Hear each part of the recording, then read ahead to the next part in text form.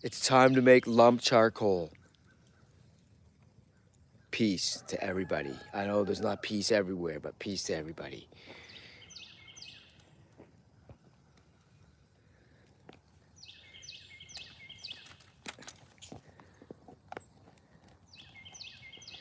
Check it out, YouTube algorithm.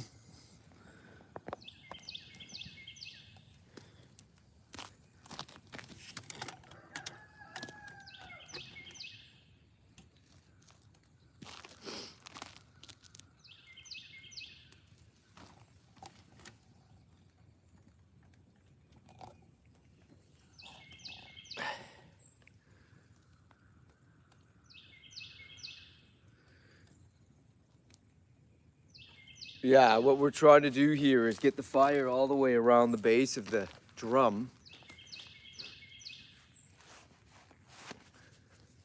And I'm not doing so well with that at the moment.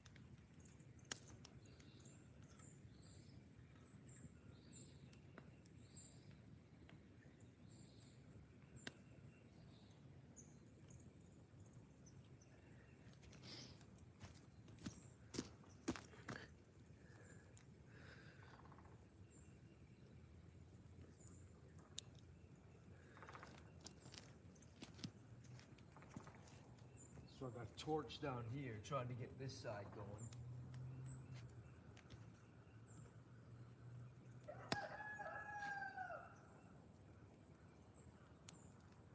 Got low winds, only maybe 1 or 2 miles per hour. It's perfect. But they'll pick up around noon. So I'm trying to get this done by 2 o'clock.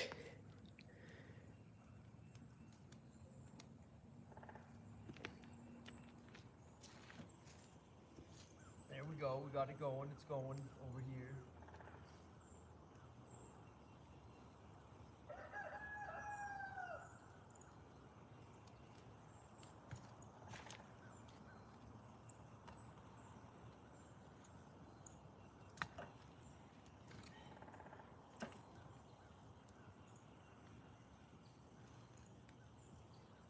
Cardboard. All this stuff here, that'll burn. It's got to dry first, but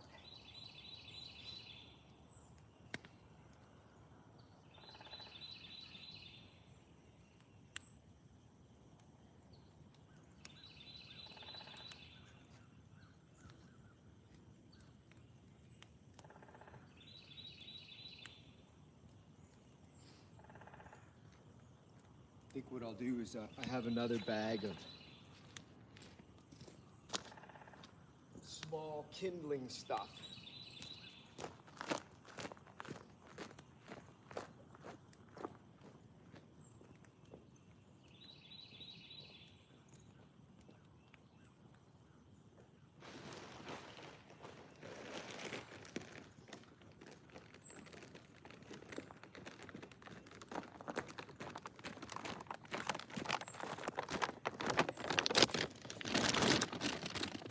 I collect this up from my splitting area. It's all the small stuff that falls off the splitter. And I do that when it's dry, of course. And it's been sitting for a few months under cover.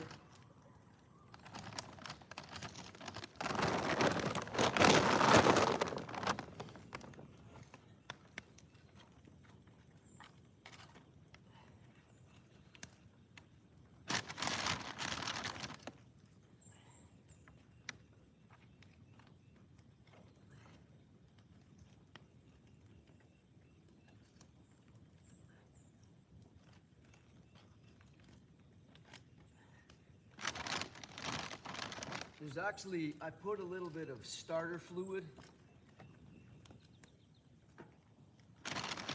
in here too. That would be called gasoline. But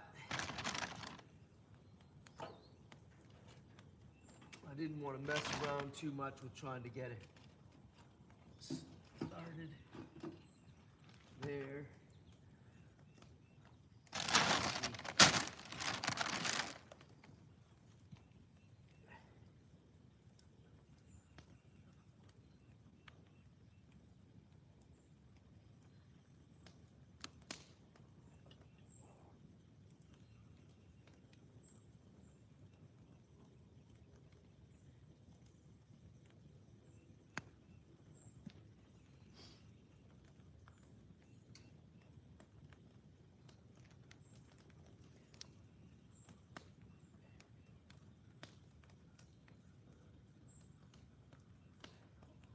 Actually, it's going on this side. Pretty good.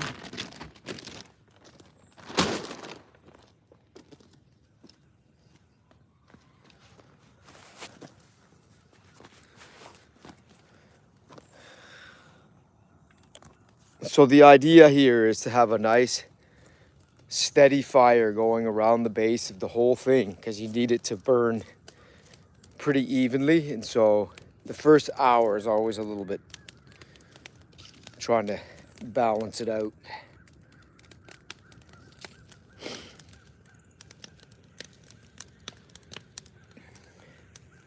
But you can see what, look at the top. The smoke is already, so this is full of wood, by the way. I'm not burning garbage or anything here. I'm making lump charcoal. And this whole drum is completely full to the very top with hickory and beech wood that I put in there. And this will go for about 7 to 8 hours like this. And the only holes in this drum are the ones you see there. And there's just some leakage here around the edge, but that's okay.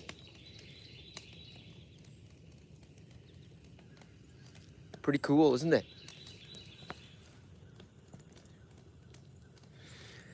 Welcome to the channel, EcoSense Man, my top fan. How you doing there, buddy? Doing okay? You back to work? Oh yeah, big smoke show. You want to be a moderator, EcoSense Man, on this?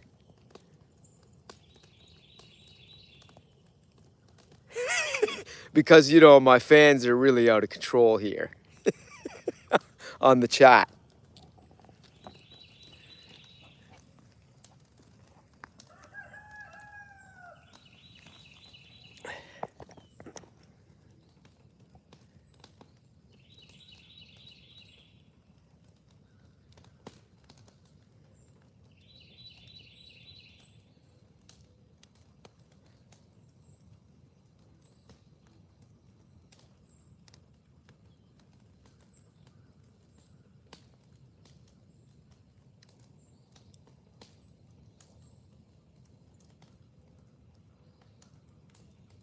I'm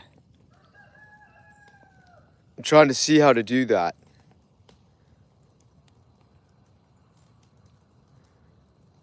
Yeah, let's see.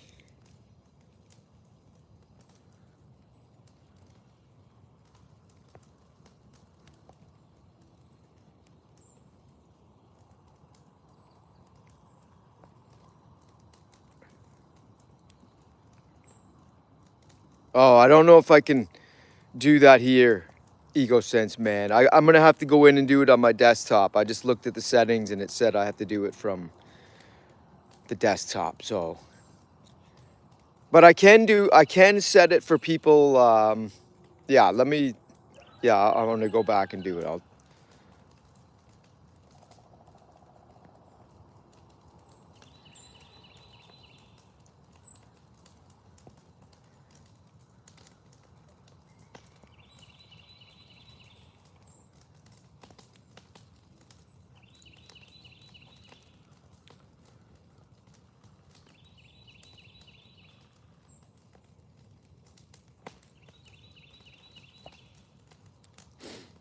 Okay.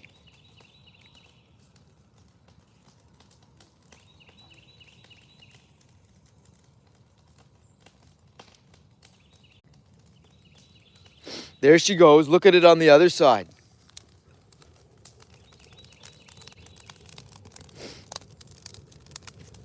Let's take that out. Don't want to leave the propane tank in there. That could be bad, eh?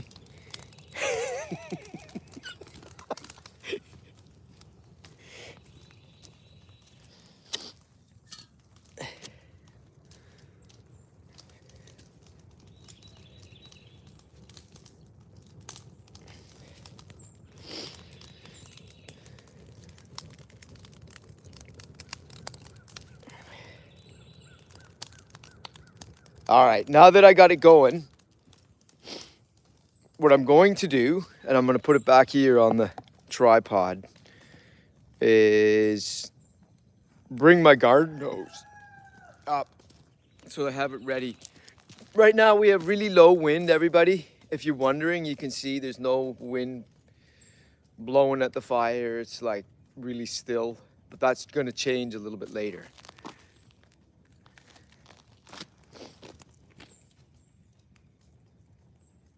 Oh, damn. Actually, see, I have a gap there. See right there? I didn't put the band on properly.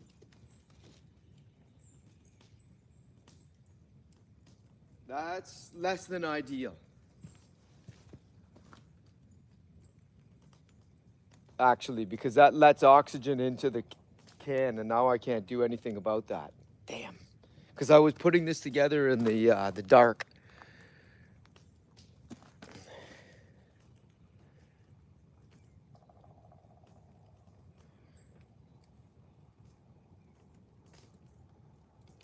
Shoot.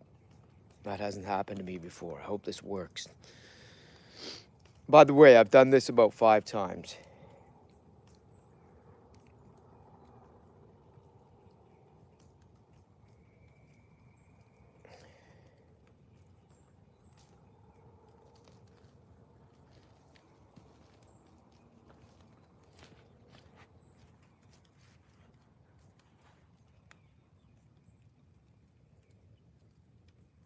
Oh man, that's not good. See the hole here? And I got a big flame licking up the other side where my latch is on the band.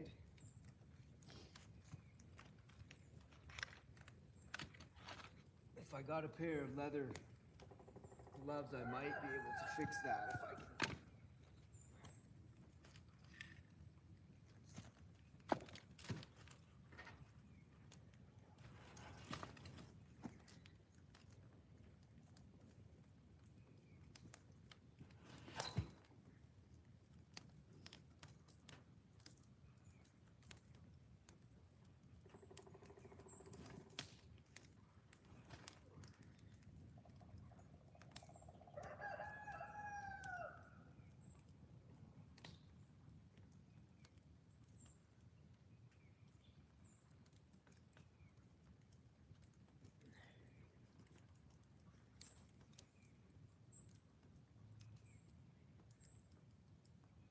Yeah, not good.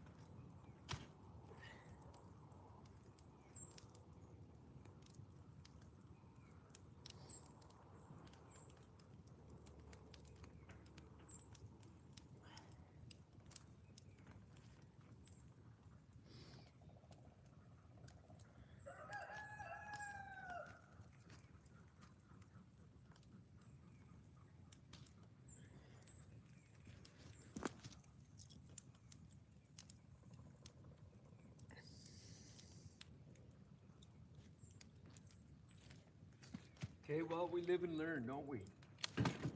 I'll find out whether it matters.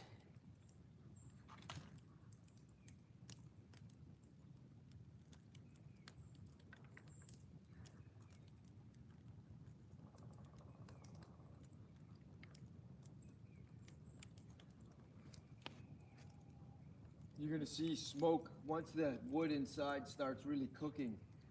It'll really pour out of this hole here, and yeah, most of it there.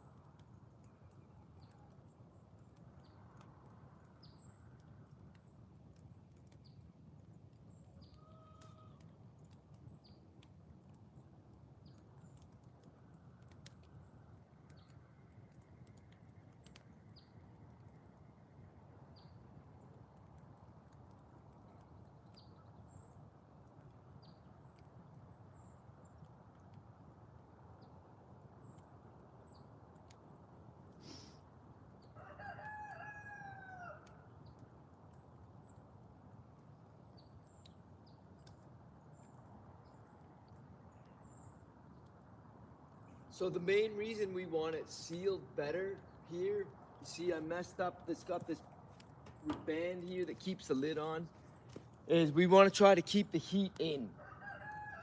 So now I've got this extra space for oxygen to get, more oxygen to get in. Some can get in, but not a lot, because there is, you know, it's not airtight. And I've got holes out the top here. But that's how pyrolysis works. You know, it's in the absence of oxygen that wood is charring and not burning it down to ashes. So that's my worry, is that I've got too much oxygen now entering in to the drum because I haven't put this retainer on properly. But I did it in the dark this morning.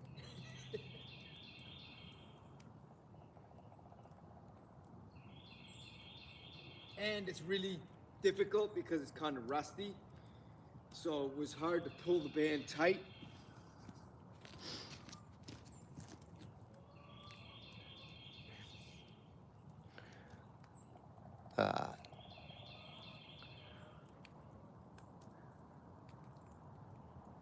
Yeah, that's true, Matthew, or EcoSense, man. Yeah.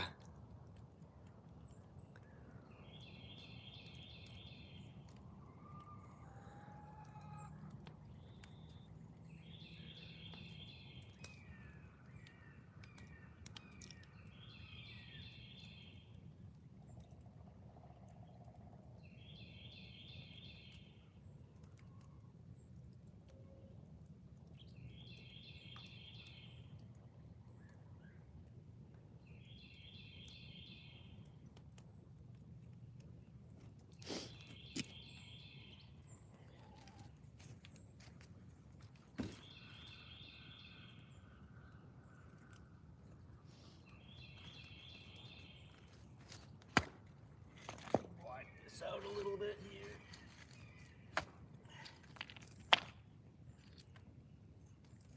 Get some more charcoal in there. That guy down here.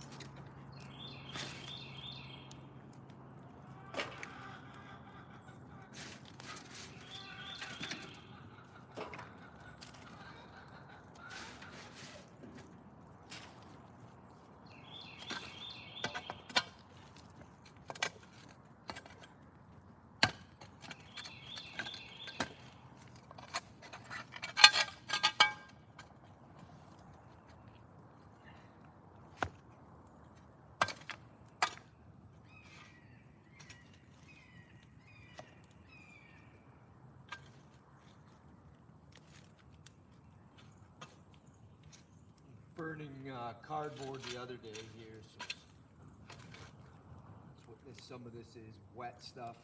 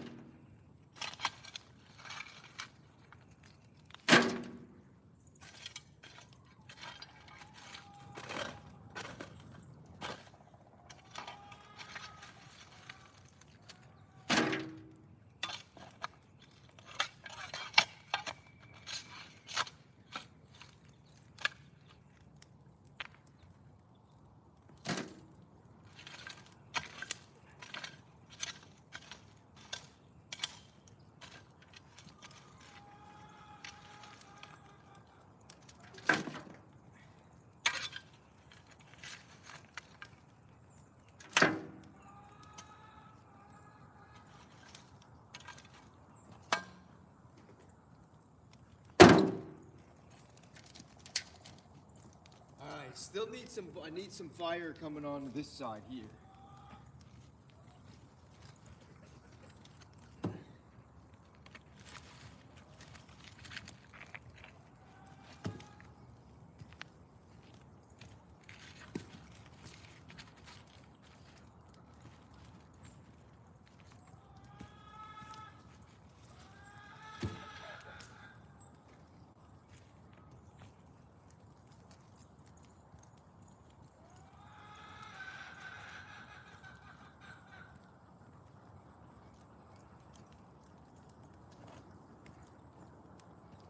Got some real dry stuff here.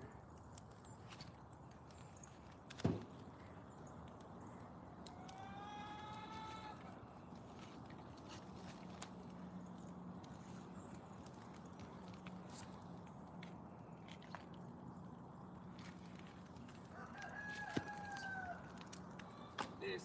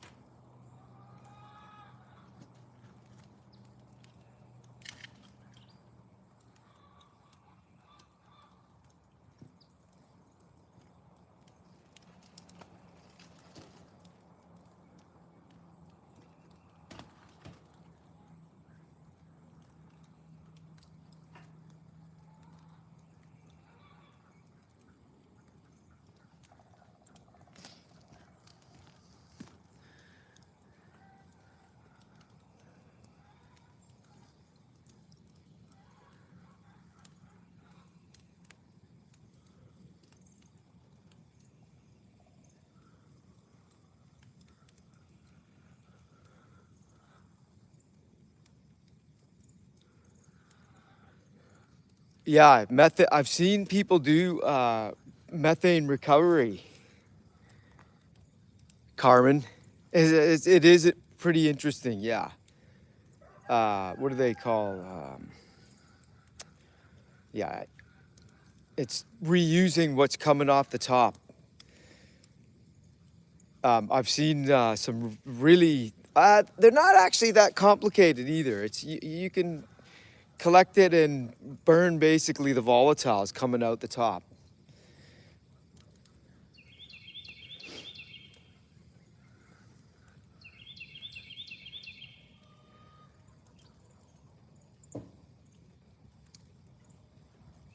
All right, I'm gonna go let the chickens out. Since I'm gonna be out here, we usually let them out quite a bit later. But since I'm out here, they'll be good.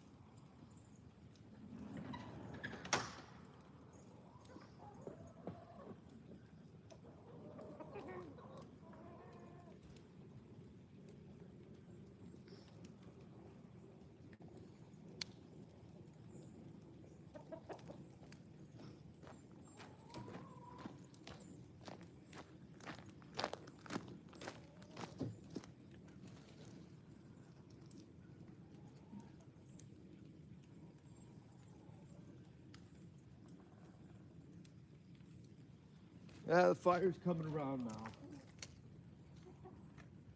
Here it goes.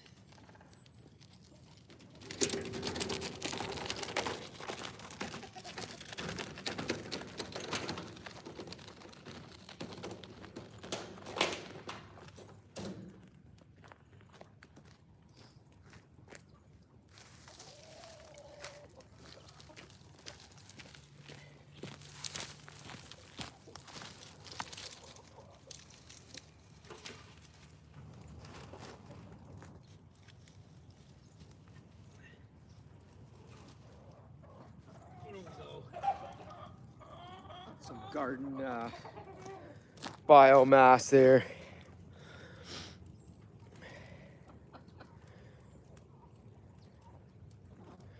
So I have to keep it steady, pretty much like this, for 7 hours. Not with the flames licking up the top like that, but nice and steady, hot, all the way around the base.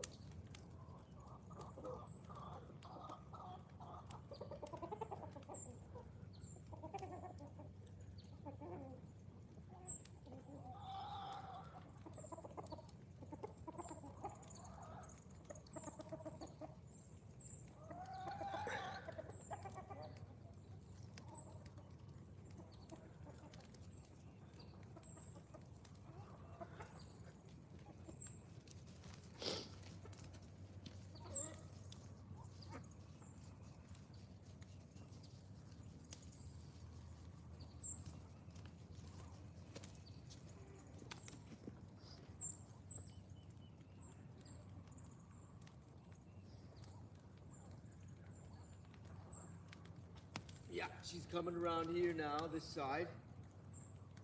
Nice and even now. I got it all the way around pretty much.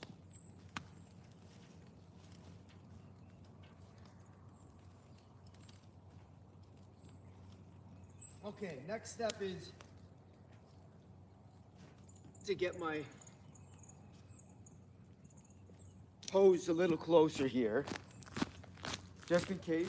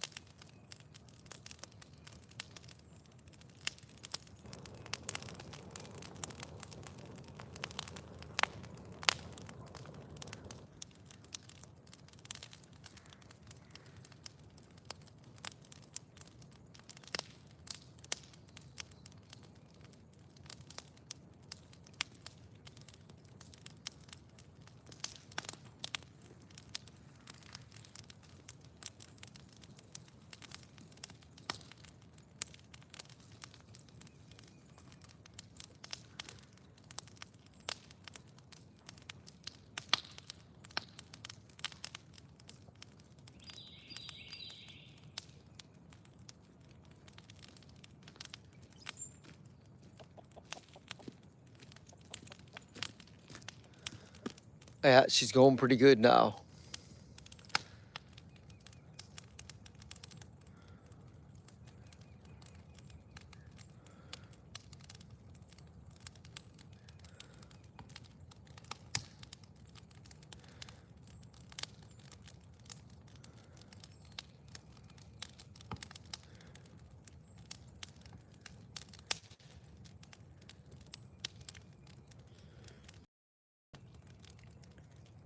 Yeah, I'm gonna use it for grilling.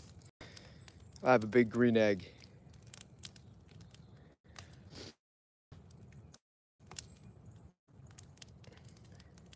This is actually in 8 years that I've lived here. I think I've only bought 2 bags of lump charcoal. When I make it this way, fill up the drum with my amount of cooking, which is not as much as it used to be. A drum of hardwood lump charcoal that I make here will last me almost a year.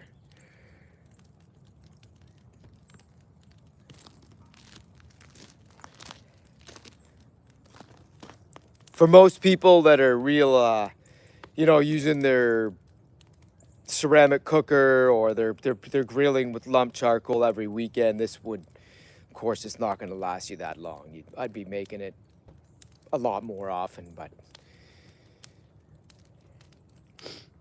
And I've put different types of hardwood in there to try it, and I would say the best, probably the best I like, at least in terms of flavoring of the meat, is maple wood. Maple is the best.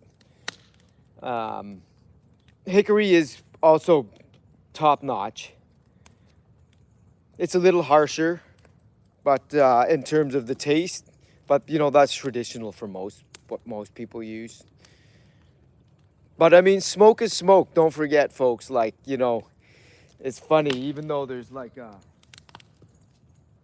thing about types of wood to use. I don't see like a massive difference. I might be, if the folks on there that are really, really into this, like they're making their living, you feel free to chime in on that, but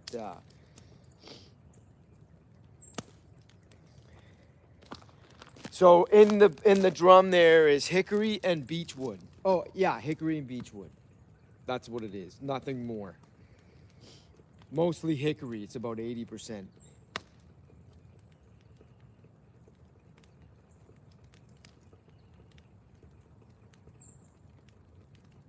So I don't know if you're just joining here. One of my worries was, see, I put the band on the drum on incorrectly. I was dark when I did this. So you can see there's a hole right there where I didn't pull it around the rim of it. And I'm really worried that too much oxygen is going to get into the drum.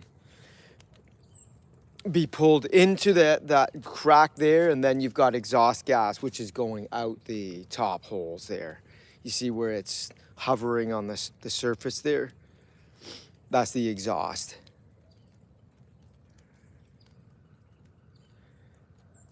Happy hippies, you hate hickory and mesquite smoke? Yeah, it can be a bit harsh.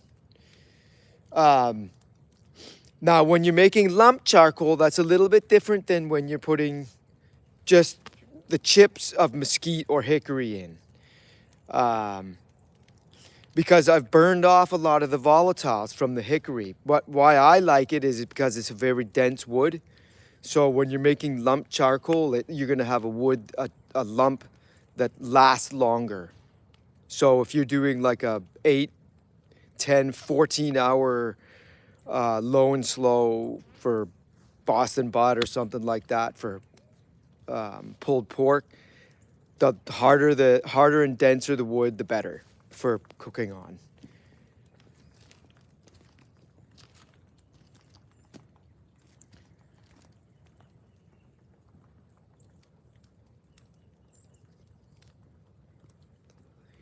Put some clay. Yeah, that's a good idea, actually.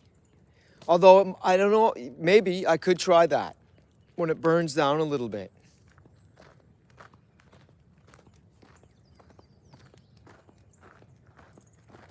Yeah, and we have plenty of clay around here. That's a really good idea.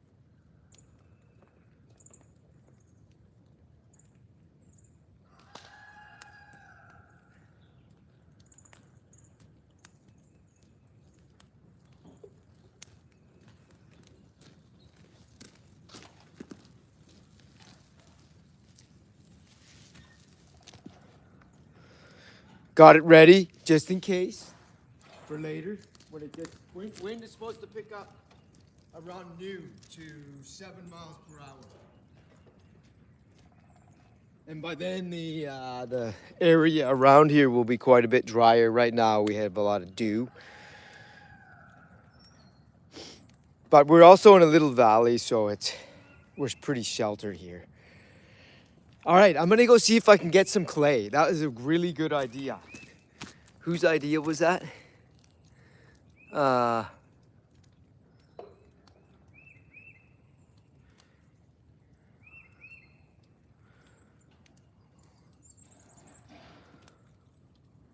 Yeah, they were, I think 1/4 inch holes, and I think I put in there 1, 2, 3, 4, 5, 6, 7, 8, 9, 10, 11, 12, 13, 14, 15, 16, 17, 18 holes. 18 to 20 holes, 1/4 inch.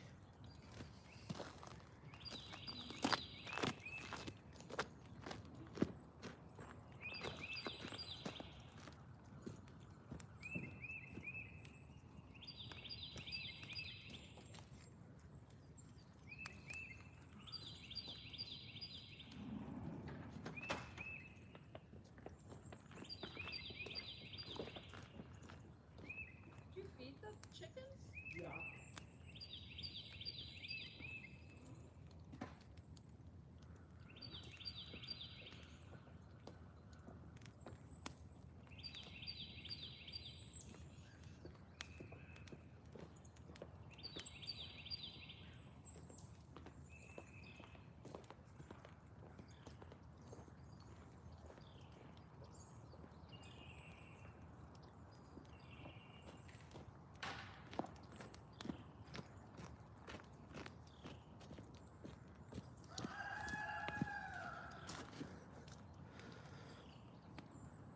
That'll work, right?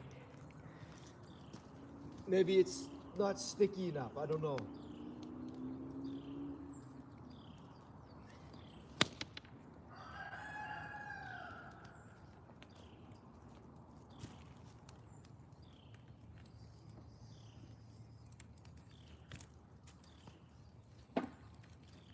No.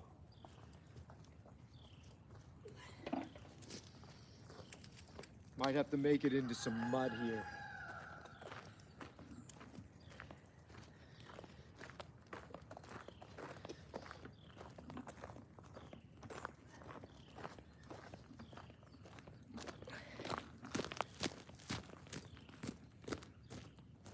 Need a little bucket.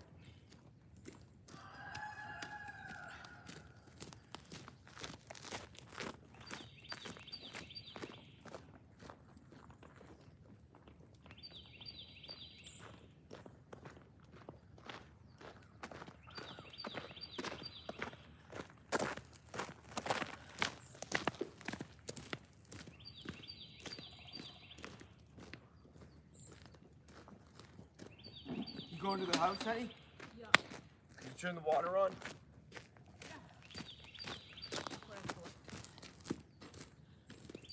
Where were those? In the coops. Oh, yeah.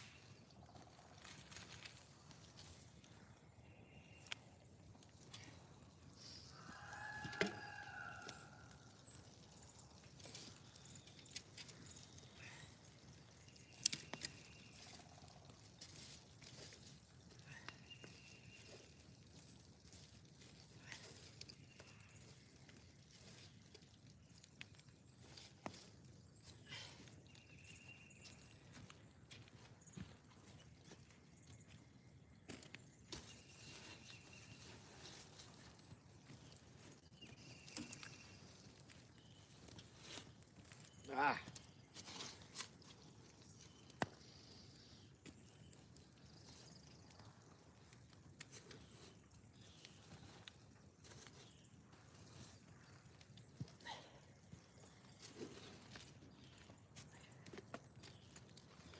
Of course, it's fallen on my fire.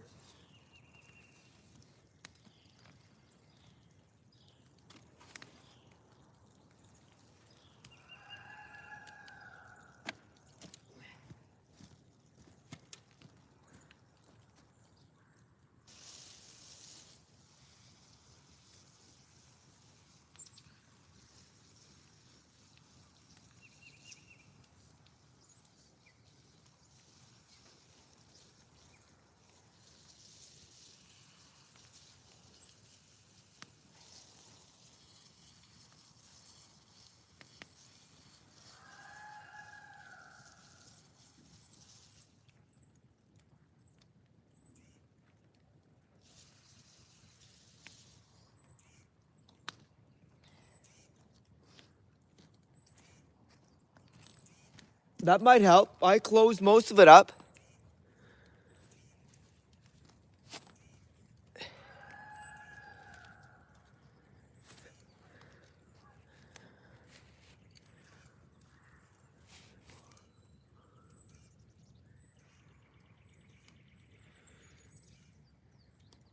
I don't honestly. I don't think that big because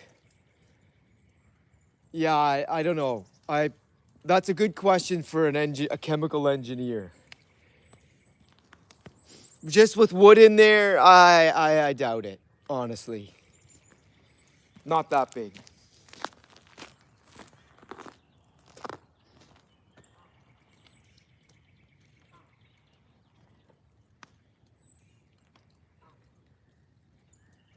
And then it would have to be airtight, right? So that's the thing.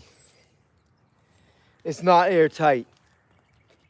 Even with the band properly sealed, there's still some leakage in there, which is okay.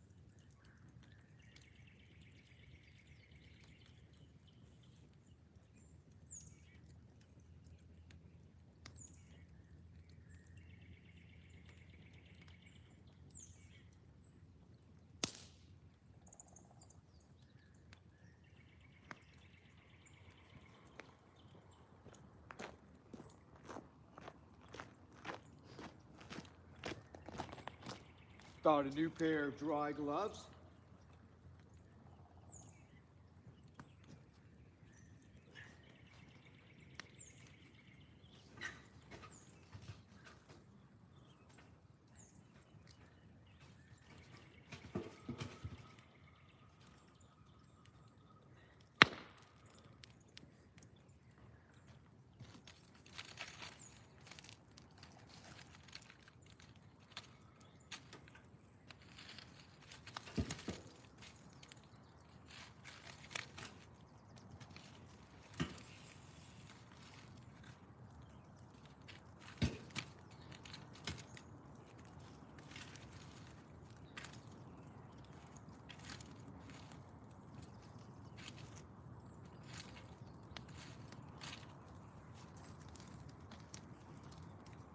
Yeah, that was a brilliant idea for the clay. I love it. These live streams, man, and people get right in here with me, giving me ideas. Teamwork.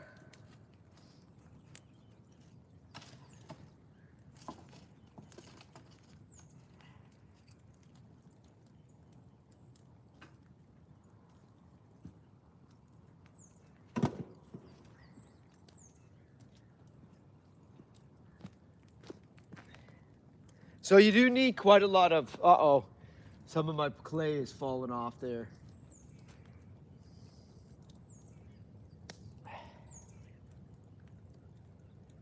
I can always glob it back on.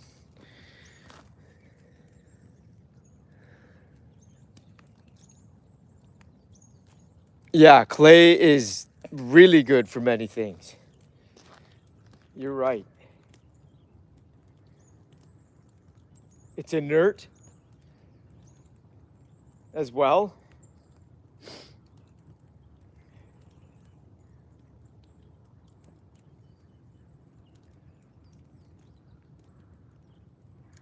And we have an abundance of it here in North Carolina.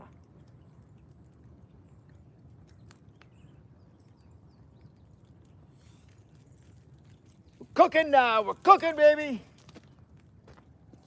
Hey, Jack. Jack's here now. He finally got off the couch. Come here. Come here, buddy. Says, oh, no, no, no. Come here. Come on over here. It's warm. Come here. Come here.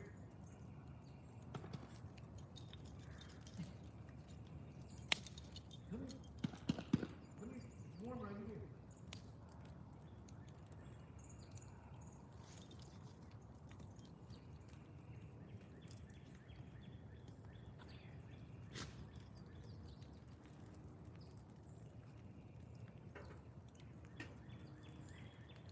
Yeah, we got, it's all the way around now. Fire is all the way around the base.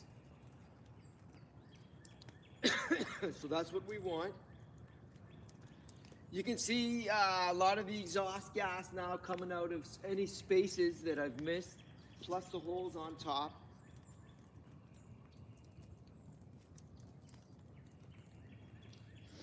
It's a smoke show. So if any of you were wondering when do we stop, well, the indicator is when there's really no more gas coming off the top of it. Any more smoke, I should say. Any more smoke. It's going to be gas all the time burning off, but yeah, it'll just be a wisp of smoke when it's done.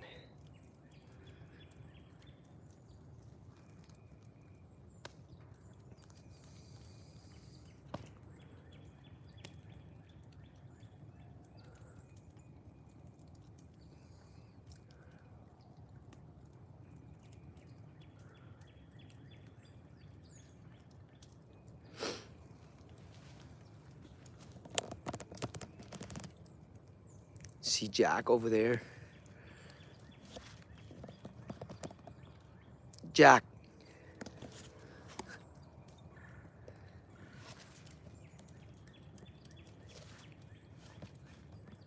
There we go.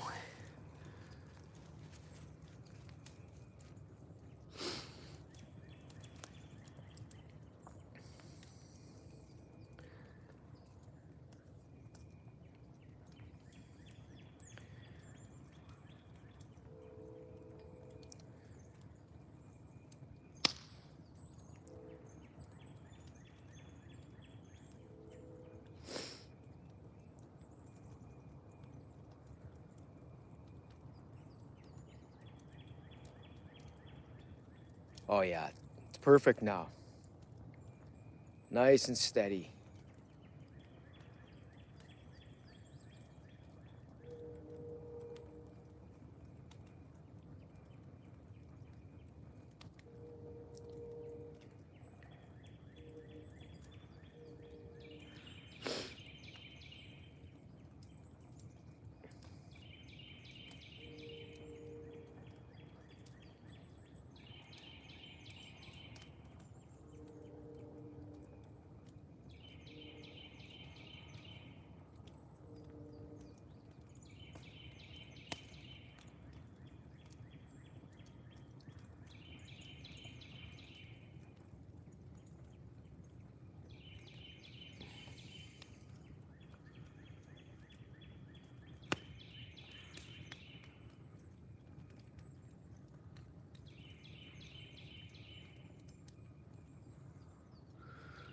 Yeah, good point there, Carmen, about the heat being an important resource.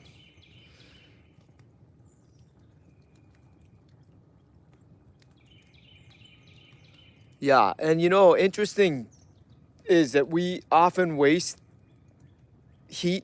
Like I give you an example. I did a little query back in January on my trip down to Florida. Actually, you know, I ponder stuff. Got lots of time just sitting there.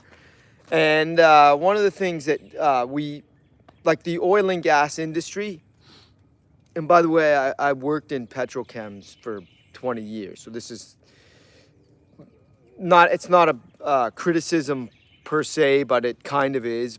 But efficiency is everything to them.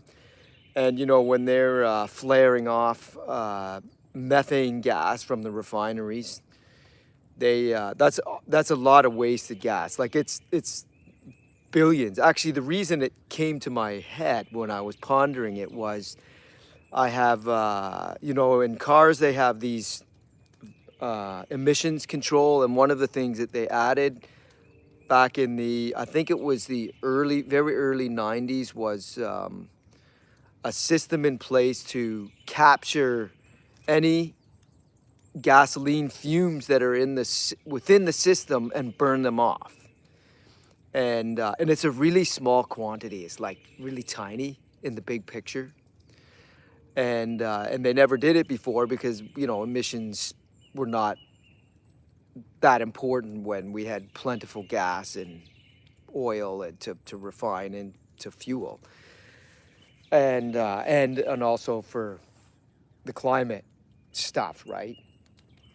But the question I posed to AI was, what's the, in terms of the fleet in the U.S., the number of cars, which is a couple hundred million, how much gas is actually, what's the difference between what the refineries are flaring off and what was collected? And it's like monumentally bigger for the refineries flaring off the methane gas from their operations compared to the cars. Like, it's not even close. And yet we have to pay. We're all paying extra for that little bit of peace of mind, right? To have this system there, that it's basically a valve that recirculates the volatile gas and burns it in your engine when you start it up. And it's just, yeah, while you're driving, if there's any excess.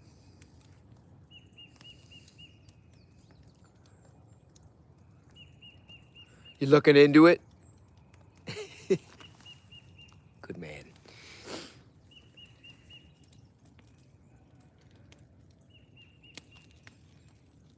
I should try to slap a little more clay over there on the left side there, because it's seeping out of the, and the flames are low. Maybe I will.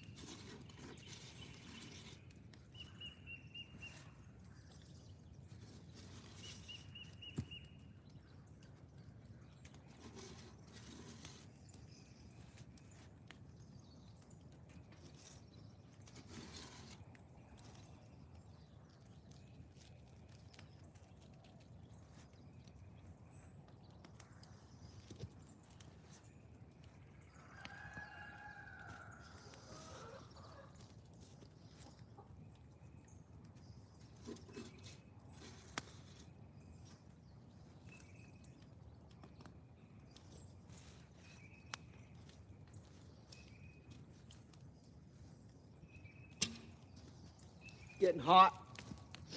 Getting really hot. I'm gonna keep a little bit here. I didn't have any trouble finding the clay, Carmen.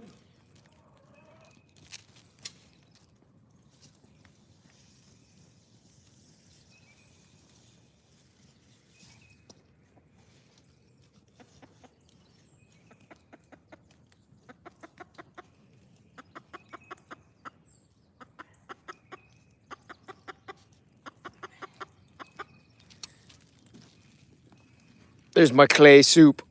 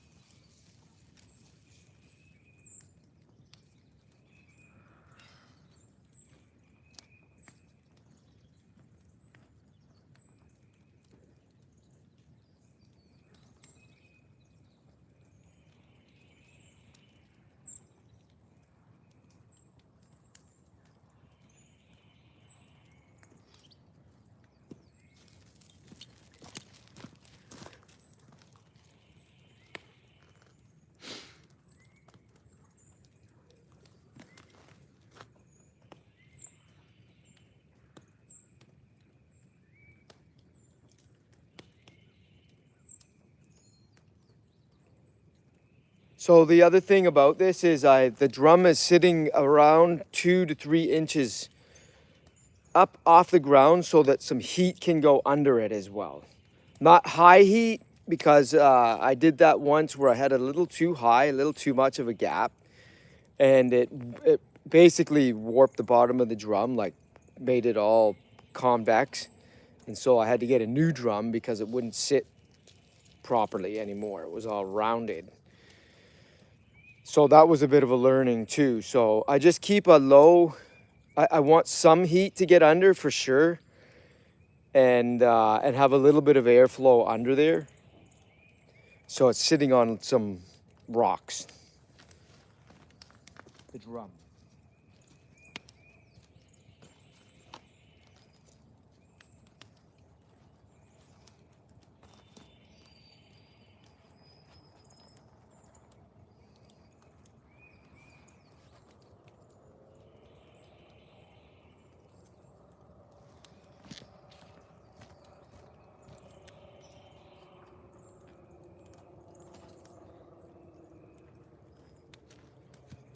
So I have a lot of this stuff, this pine, which is, I just collected it recently. I have a lot of pine growing here and a lot of it's dead now. So this is the great stuff to use for fuel.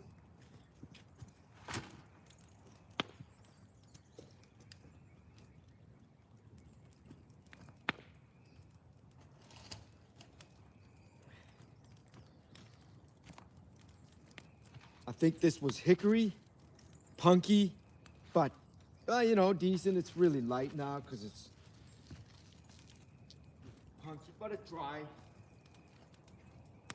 Good stuff to use.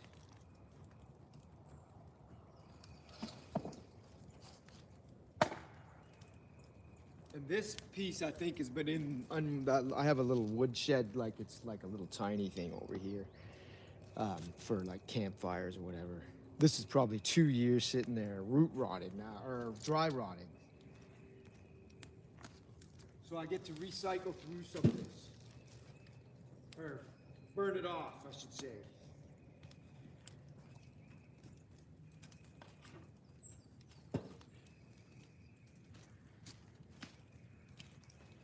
And then I have another pile that I split yesterday, and it was freshly cut, but it's dry stuff. It was standing dead wood in the forest that I got a couple of weeks ago. And I'll use some of that too for fuel.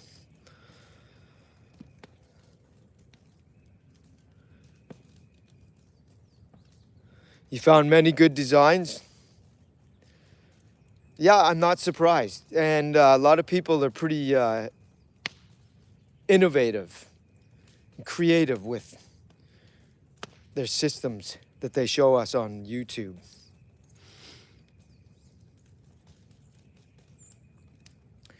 He's cooking now. You can see, look at the smoke coming off the top. Smoke, steam.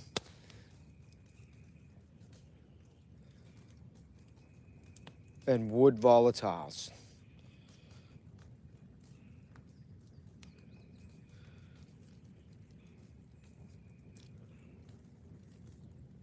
Yeah, you're absolutely right, EcoSense man, about the clay.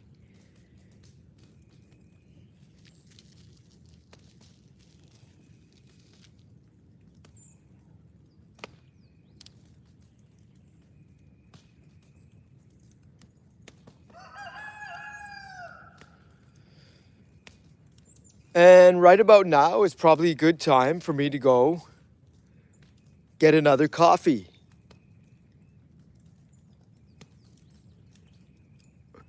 Yes, you're absolutely right. I've seen that one with the drum inside a drum. And you know what? It probably makes better lump charcoal, is my guess. Yeah, the reason I say that is the videos I saw on the excuse me, people had done, Carmen, were it was like pristine, like perfect lump charcoal, like you see from like you're buying, right? that stuff's all done controlled in an industrial environment, and they're basically doing it the same way. And so the difference between what I'm doing and they're doing, so I get some stuff that's overdone. So it's gotten really brittle and it goes to almost like it's not ash, but it's unusable. So I would say my yield is probably around 75 to 80%. I still use it all, but the quality is probably not as good as if you put it inside of a drum, in the drum.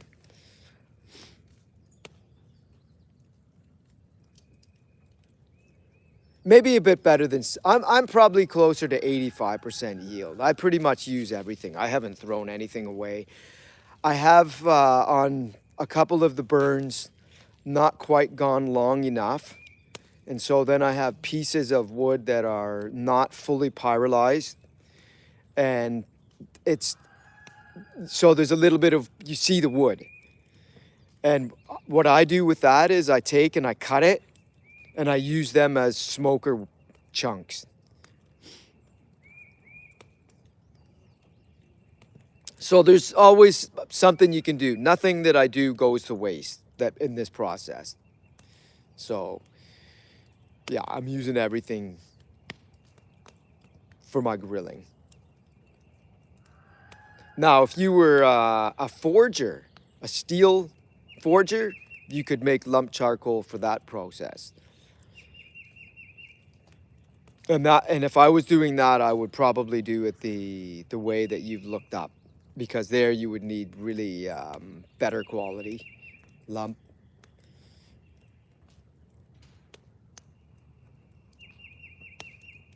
That's great, Carmen. Yeah, it's good when you can pick up a few bits of information that are useful.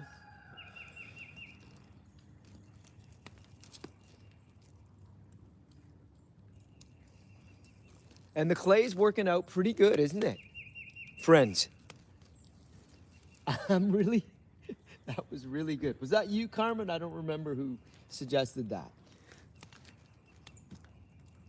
I'd have to go back in the chat to see, but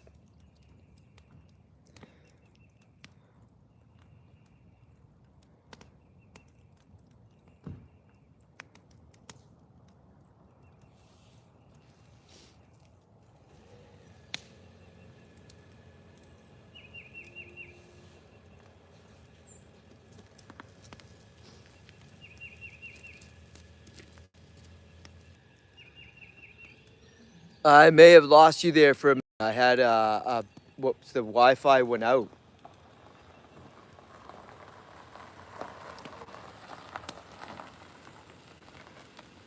Glenn Baker had the clay idea. Thanks, Glenn. That was really good, man. He probably, I don't know if he's still there, but.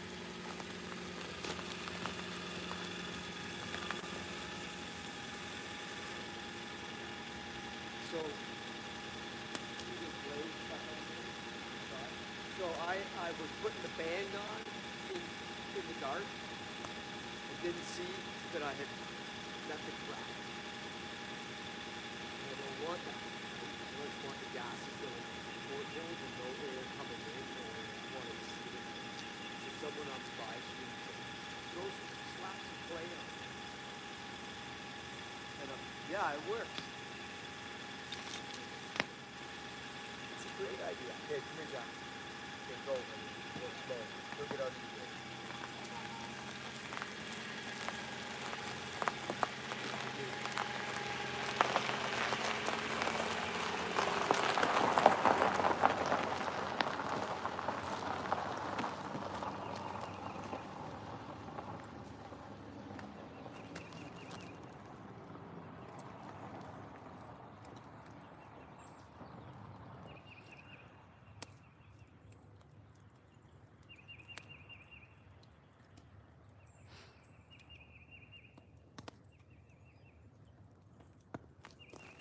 So the sun's just coming up here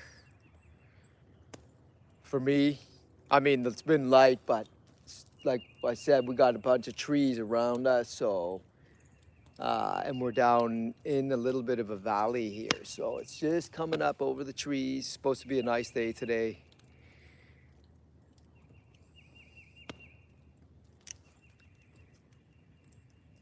Wind is really, really still low, like there's no wind. Perfect for making lump charcoal.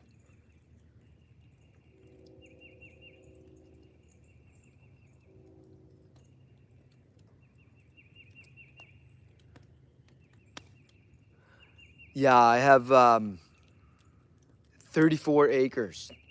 I live on 24, and just down my we're up a half mile road, and I have another 10-acre parcel just down the road around another 1,500 feet. And that one actually has a lot of pine on it, and I haven't taken anything from there lately, but yeah, it actually needs a lot of woodlot maintenance over there. Over here where I'm on the 24 acre, I'm really close to everything, so access is easier, so it's better managed.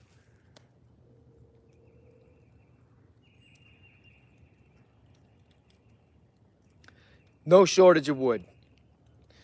While I have taken some green wood, in fact, just if any of you have followed me, I took a big beech tree down that was leaning close to our house.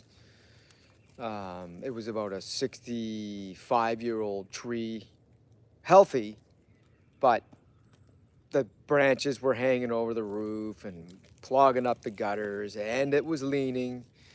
So it was going to eventually be a problem and worry in a big storm like a hurricane or something with the lean. So we took that out, and I'm still processing it actually. But I largely, for the most part, can take windblown trees and get them out, and that's what I'm heating with. A lot of that's wood, and also pine. I don't mind burning pine as well, especially the big ones that are standing and not completely rotten or termite infested. I'll take them all day long and burn them in the fireplace and in our wood burning furnace.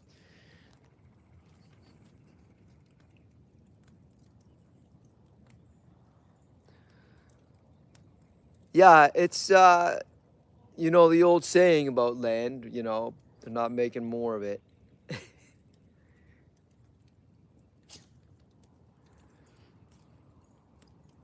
I think it's a good investment. And trees are a good investment. You can't go wrong. So even if you don't, if you want land as a woodlot investment, go for it. It's really a safe, and you sleep well at night knowing that your asset is actually appreciating over the long term. If you're buying on a short term basis, you can forget about it. But if you're buying to hold for 20, 30 years, go for it. Especially if you can get out and you like doing the maintenance part of it. You could probably timber that. This land here that we purchased back in 2013 had been timbered in 1999. But on the land that we have our house, these parcels, there's actually two parcels, a 10 and a 14 acre adjacent to each other. They were only selectively timbered. So they left a lot of trees here. And the lot that is down the road I mentioned, it was pretty much all timbered. So there's a total of 8 subdivided 10-acre plots here, and they were all cut down in 99. And then they've grown up, and yeah, they usually leave the beech trees because it's not high value timber. There's a lot of tulip poplar like probably 30% easily, and that's a very high value timber. They use that for making plywood veneer.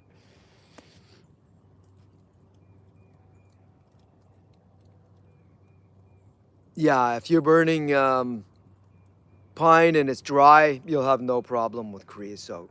Yeah, I don't know. People seem to think because it's a pitchy wood, but in fact, what is happening there is it just burns hotter, and the hotter it burns means the less smoke and volatiles you're going to have. Um, and if you have, let's see, yeah, creosote forms when you have moisture in the wood and a cold surface that it can condense on. And then that's how it forms. So pine, if it's dry, will burn hot and you won't have any creosote formation.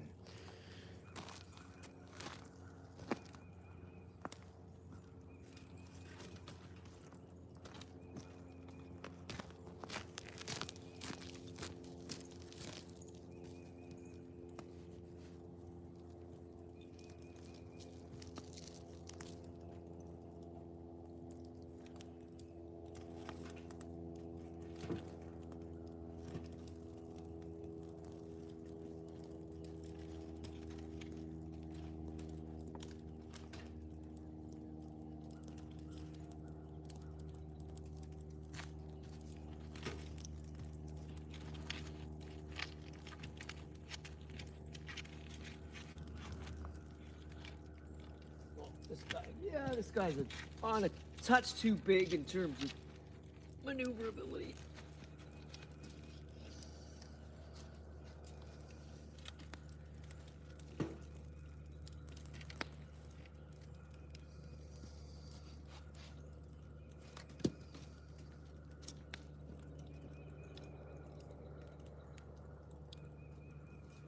I got all this. I had to cut a leaning cherry tree. We have quite a lot of black cherry here, but it doesn't do well. It doesn't. We have a few trees that have done exceptionally well and they're still growing and strong, but a lot of it just grows skinny and tall up into the canopy, and then it succumbs to disease. And anyway, one of these was leaning over our driveway, and I just cut it down.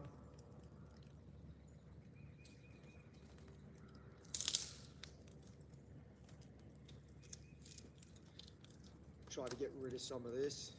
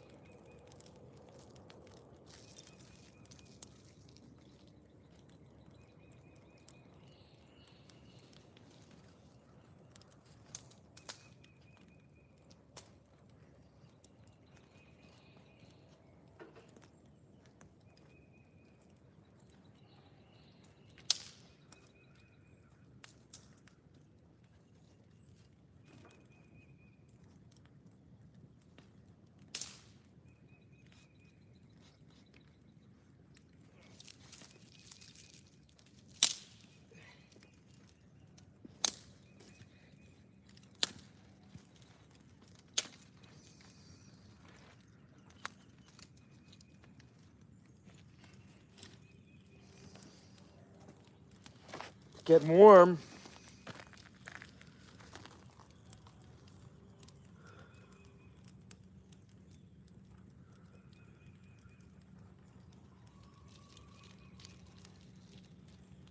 Yeah, that's absolutely right. Again, Carmen, you know, you're pretty knowledgeable about burning wood. When I built the house that we're living in here, I asked the builder to run the chimney from our Kuma furnace with a chase through the house. So it entirely goes through the inside of the house cavity to keep it warm.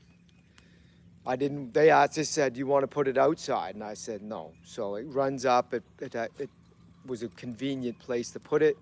Doesn't interfere with any space or whatever in the house. So yeah. So it's always warm, which is also good too because some of that warmth is radiated. So on our second floor, where it runs through the bathroom there, it actually they made a little linen closet. So the chimney warmth is radiated out into the bathroom. It was perfect. The design was uh, somewhat coincidental that it happened that way, but yeah, it's great.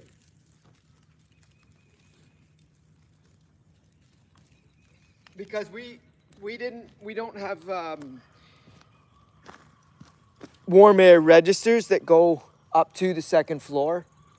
It's just warm heat that can flow convectively up into the second floor through the stairwell. And if some of the cool air can come down, obviously we have a fan at the top of a ceiling fan at the top of the stairwell to push air down in the winter or rather to pull it up. And then in the summer we push it down while we're air conditioning, so.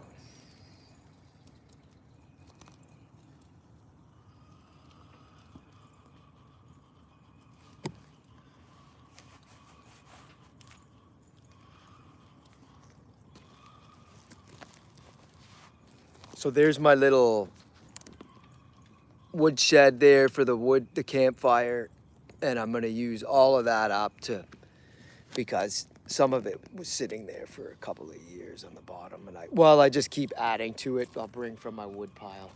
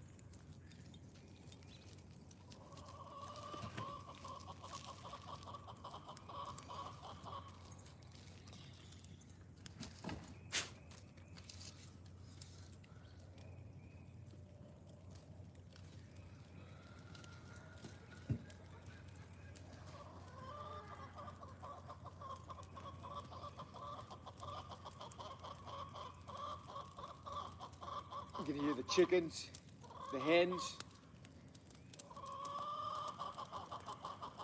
clucking, getting ready to lay their eggs. We have a little basket at the front door, the towel in it, and they go and they lay in there. It's perfect. just reach out the door, grab an egg, or 3.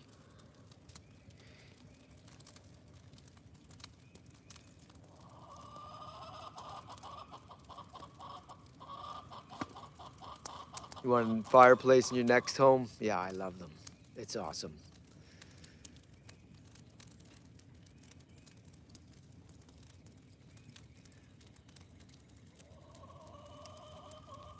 And actually, I really love having a fire in our house, in the fireplace. This time of year, we're getting into we call the shoulder months, where you're in between heating and, well, no heating. It's just windows open. And, I'm now at the age where I like sitting by the fire, have a beer, whatever, in the evening here outside. But honestly, I've done a lot of that in my lifetime. Camping, roughing it. And sometimes it's really just nice to sit on a nice leather sofa and have a fire inside. And with the windows open. It's great.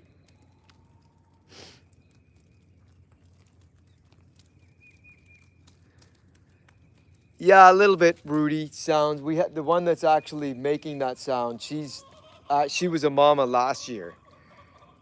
had chicks and raised them on her own.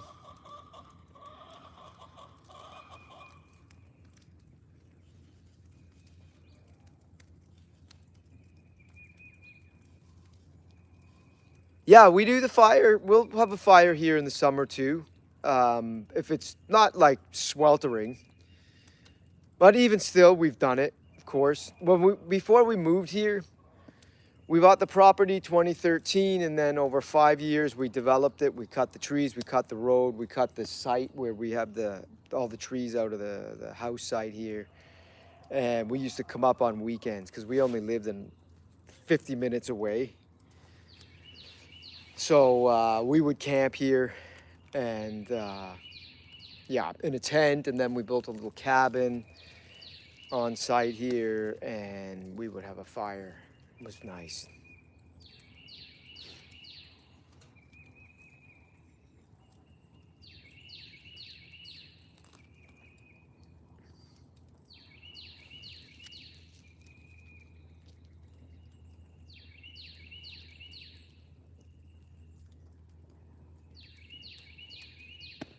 So this just burns steady like this, and as long as you see the smoke coming out the top there, it's doing its thing, and then we wait till that goes away, and then you know, it's got to be a lot, just sort of a wisp of the bluish smoke, and then it's done. That should be like, right now we're just approaching 9 a.m. Got it going around 7, but not in earnest till probably like 7:30, 8. So we got to go like well into the afternoon.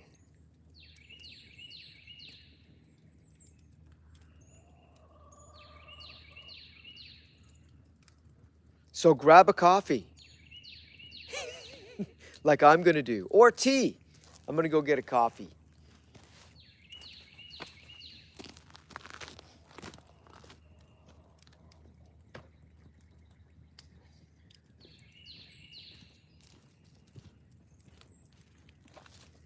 What do you think, Jack? Jack's here. He's enjoying the warmth. He's right here behind the camera because you can feel the heat. Where the camera is quite a lot of heat. So I definitely don't want to get it closer.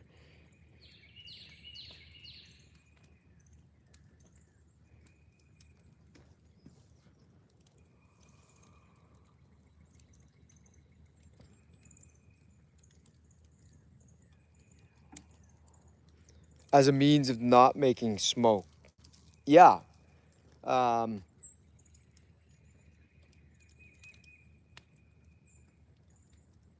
what do you mean? What I don't. Yeah. So when you're making charcoal, you're gonna make smoke when you're making it. But when you're actually using lump charcoal, I can't say it. Yeah, some of it will burn pretty smoke free. That's true. Yeah. Some of it, some of the stuff I bought is really junk lump charcoal. If you're into that sort of thing, Carmen, check out, there's a website called The Naked Whiz. It's actually really an excellent website. It's been around for many years. And that guy has done or compiled lump charcoal reviews. And it's really an excellent source of information. Naked Whiz. I don't know if it's .com or .org or whatever, but Naked Whiz, you'll find it. He's all about, it's really about cooking with ceramic cookers. And anyway, the point is, a lot of the lump charcoal that was initially out on the market, because he's had that website for, gosh, it's got to be 15 years, maybe more. I don't know, but long time. And he's looked at a lot of charcoals, or people have submitted reviews. And some of it was, you'll find, is really terrible lump charcoal, like smoky, and, you know, some manufacturers or sellers of it were taking questionable sources of wood. And yeah, junk.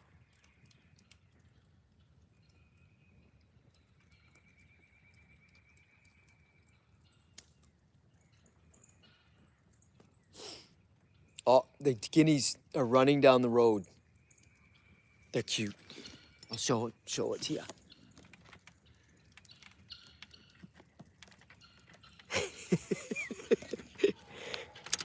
They left as soon they slept in the trees last night.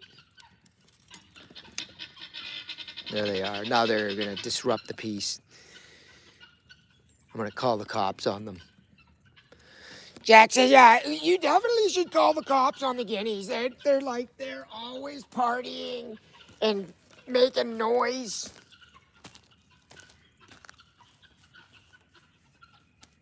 Anyway, they left. They're in breeding season now, so they are all over. In the winter, they pretty much stay around here and sleep in the coop every night. But now they sleep in the trees, and they leave as soon as they get up in the morning. I don't know where they go. Off to mate and find nesting spots. You know what? We've never eaten guinea fowl. In the first set we had, the first group when we moved here, they were the French guineas, the heavy ones, the ones that can barely fly or fly not very well. They never slept in the trees because they couldn't get up there. But they're the ones you eat, and we never ate any of them. You just had them. They were the original gangsters, and we've actually, a couple of them were like super bonded to us. And yeah, we were really attached to that group. Now we don't, we raise new ones every year, and we have the smaller ones, and we haven't eaten them. We should though. We should try them. Yeah, I think I am.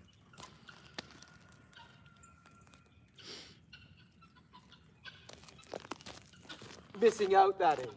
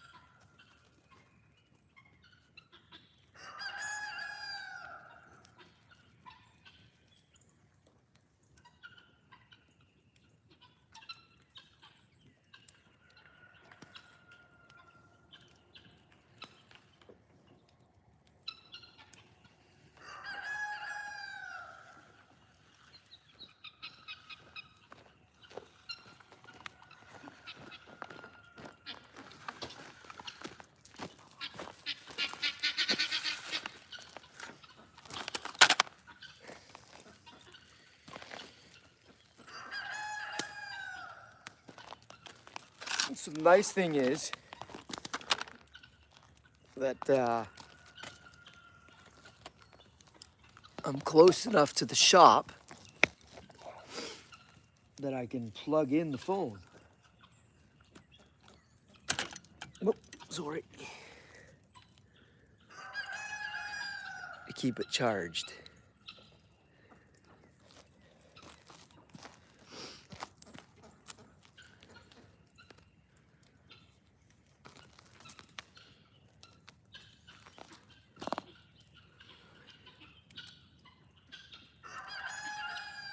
How come they're difficult to shoot? Did you use a shotgun? Oh, they fly zigzag. Yeah, they can be erratic. There's no doubt about it. But they're mostly kind of a ground bird. So yeah, maybe that's where you get the trouble, right? Is they kind of just, yeah, I see what you mean.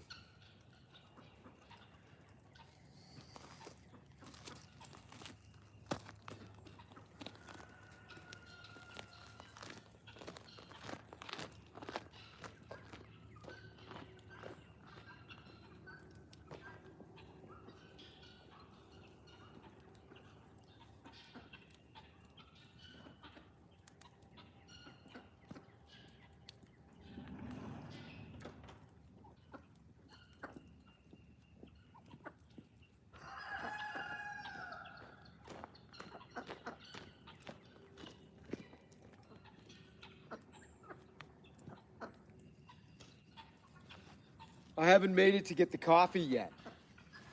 Because I just went to get an extension cord to plug the phone in.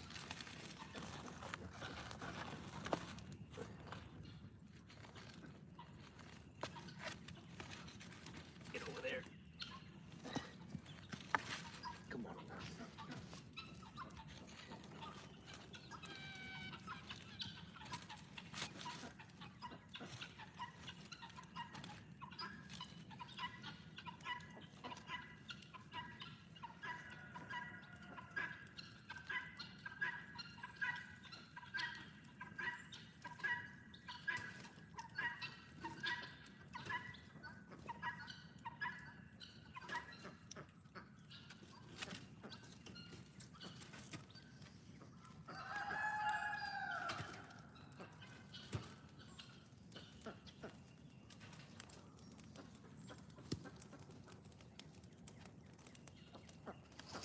Oh, I got a big log here.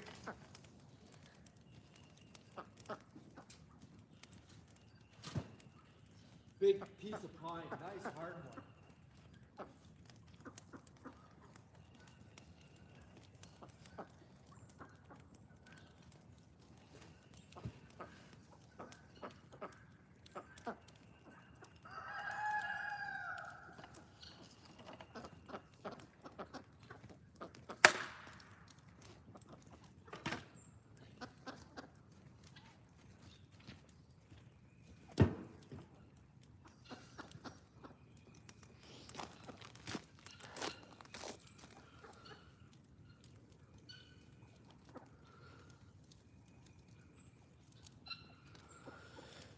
Yes, I would tend to agree, but we still have, yeah, the first bunch we had, we kind of got attached to them. You know, it was a novelty, and like I said, they couldn't fly real well, so they were always coming back to the coop, and we had a couple of them. One was called Elle, another one was called Bear, and we had some funny names for several of them. The ones that were really tame, they were, of course, there's always personality differences between them. But yeah, they were like pets, the first bunch we had. And you could, a couple of them, you could like hold them on your lap and they would be, just sit there. They were cute and sweet. And then once we went to these smaller guineas, they, the novelty kind of wore off. So our attachment to them, we even when we handled them, when we were raising them, it didn't help to bond with them.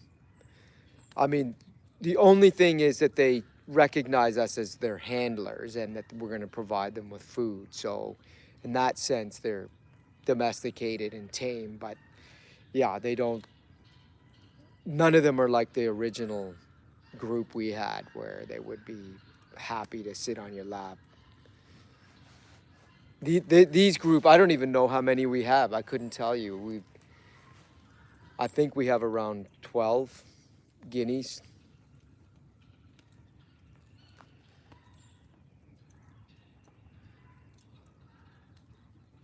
But I do stick by my, what is it? is it conjecture or no? I was mentioning it the other day. The guineas do help keep together with the chickens because they're always scratching around. They're eating the ticks, and we're pretty sure that they do a good job with that around here. I had Rocky Mountain spotted fever in 2016. And Lyme disease is not super prevalent down here yet. But yeah, ticks are a major problem here, major. And they're just going to start coming in force here in the next few weeks. We already got picked a couple off our dog.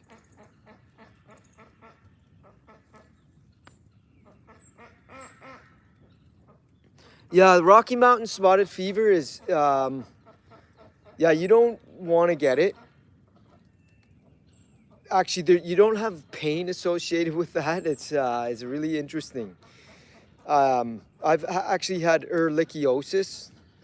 I've had, which is a tick-borne disease, similar symptoms, but the Rocky Mountain spotted fever, what happens there is you have a feeling of malaise. You can go for days and even weeks. And then why they call it Rocky Mountain spotted fever. What's happening there is your capillaries start getting holes in them, but from the the exact description, you might need to look it up. But basically what's happening there is your blood vessels are kind of bursting, the capillaries, and then you see these splotches, red. That actually happened after I'd gone to the doctor. So I was coming home and I went to work. I wasn't out of commission. I could function, but I didn't feel well. And it was actually on my birthday. I came home went to bed at like 5:30 p.m. And my wife came home and she said, "You got to go to the doctor, like now. You got to go. Like, this isn't like you." So I went, and since I was accustomed to being bitten by ticks, I just told them, "Look, I'm pretty sure it's something related to a tick bite." So they took a blood sample and immediately put me on doxycycline, which is an effective treatment for any tick-borne illness. Anyway, within a couple days, they sent me results and they said, "Yeah, you got Rocky Mountain spotted fever." And that day after I gone to the doctor is when the splotches all showed up on my skin. I was like, "Oh my God, what's wrong with me?" And of course, it was confirmed by the test results a day later. And then I had actually a bit of a brain fog for probably, I'm going to say, a month to 2 months after because of it. So you really don't want to get it, and you want to get it early if you can.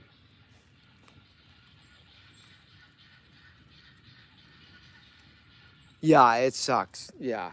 But I think it's better to get that than Lyme. If you're going to get one or the other, get the Rocky Mountain RMSF.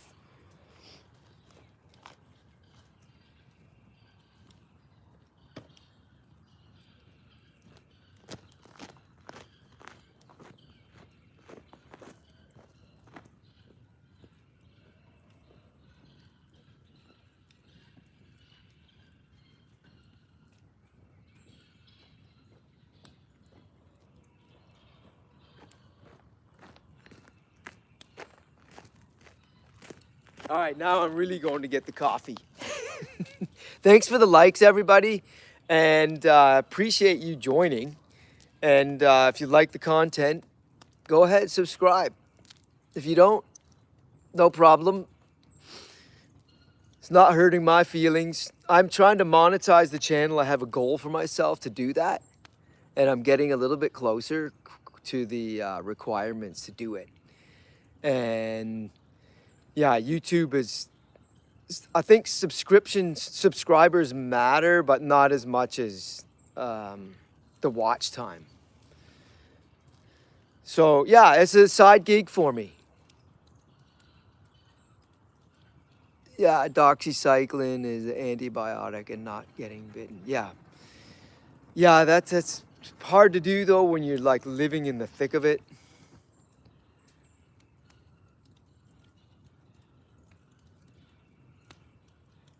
Long John's shirt. Yeah. And yeah, you can also doing this helps. So tucking in your so they can't come up through the the bottoms of your so tuck your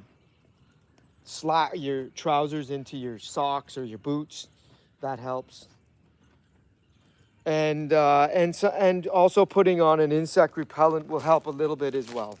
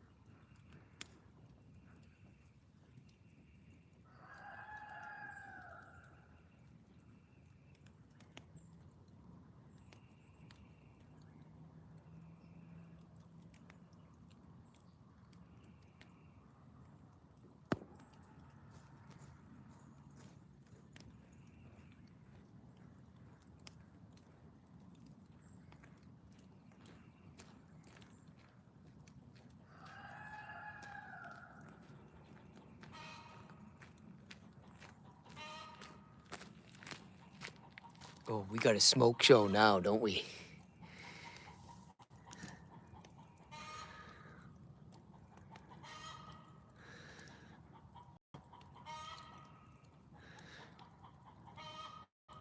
Got my coffee.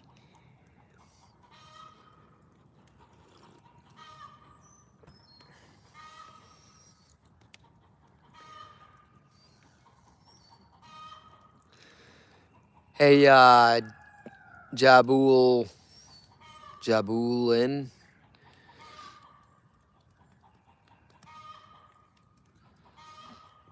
At Carmen, are you in the USA?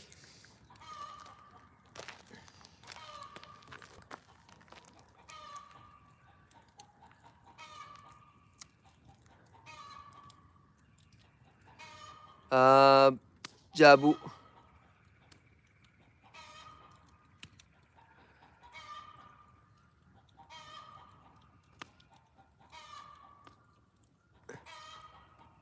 Portland. Nice. West Coast life.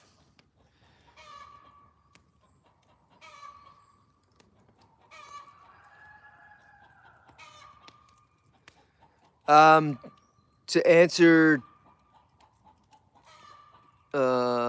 Jabulin, Spey-on bear making ore. We're making lump charcoal here. That drum is full of hardwood.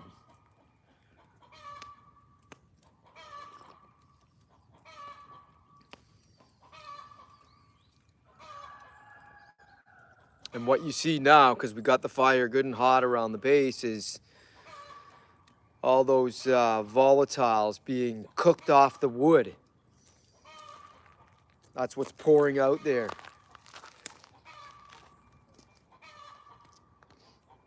And you missed all the excitement, Jabulan, because I had to slap some clay around the, there's a gap between the lid and the sides of the, because I didn't properly put the retaining ring on. It was dark when I started the fire a couple of hours ago, so I couldn't see what I was doing. And then somebody had the great idea, Scotty, just throw some clay in that little gap there. And we have lots of clay around here. So I made a little mud mixture. And there's some left over, and I slapped it in there, and it helped a lot, actually. Still got a couple of leaky spots, one there, a couple in here, but it's a lot better. But you can see, like, I don't have an airtight seal because there's smoke coming out from the rim here too. So, and we don't, it's not airtight, don't get me wrong. What we're trying to do is prevent a lot of seeping in of oxygen into the can. We want it to be as little as possible. Otherwise, it would burn all the wood up into ash.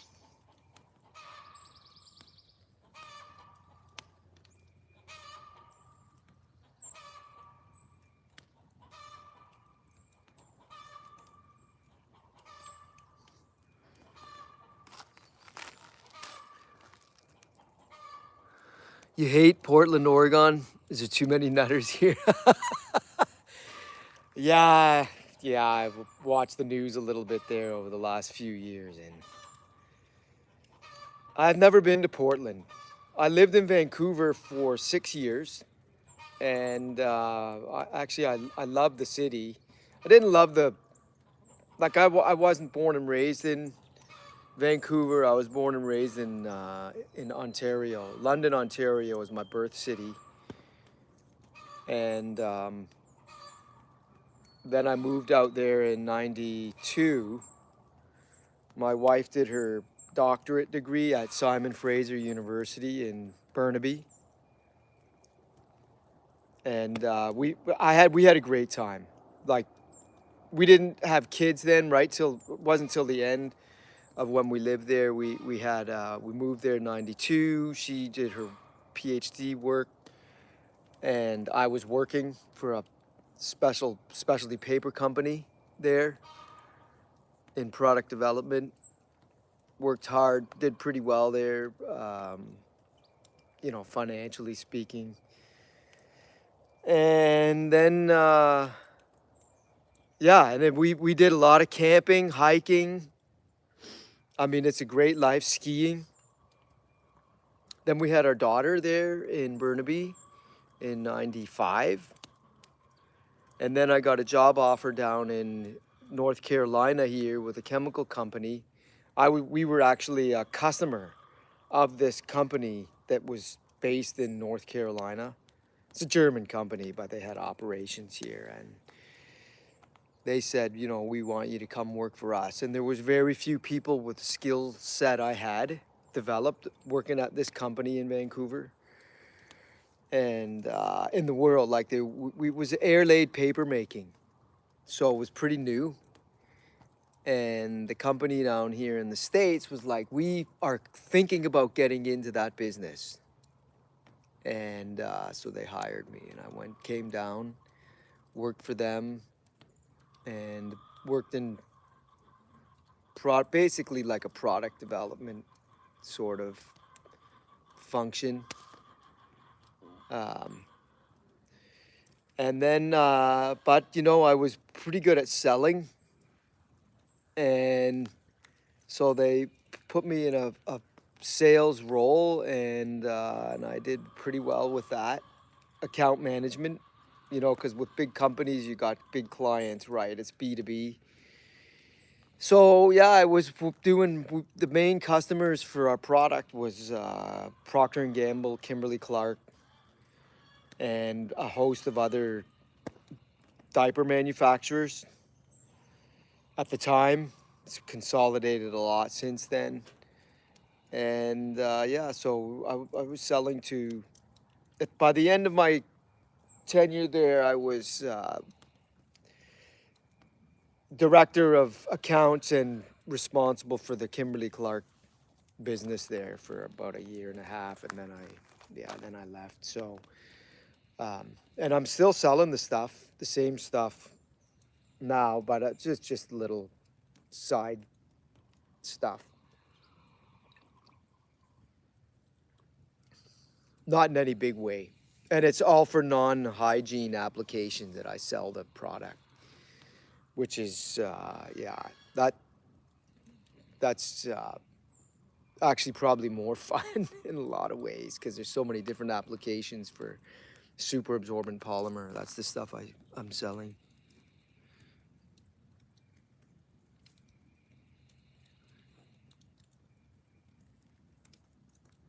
You can't even get a good night's sleep in Portland? Are you serious?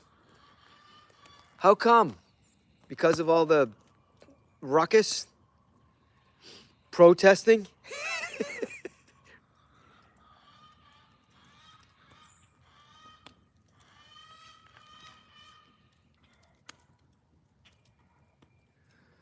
Well, come on out to North Carolina. I think it's a good life here. It can't be beat. Honestly, I love it. The climate is spectacular.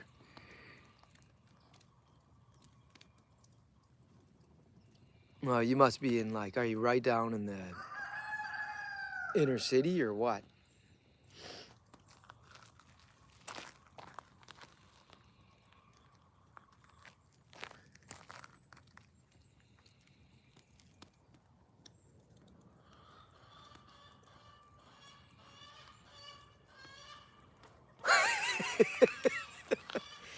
Oh man. That's not fun. I'd be finding a different place to live. But that's easier said than done, especially if you've got family or whatever there. Yeah.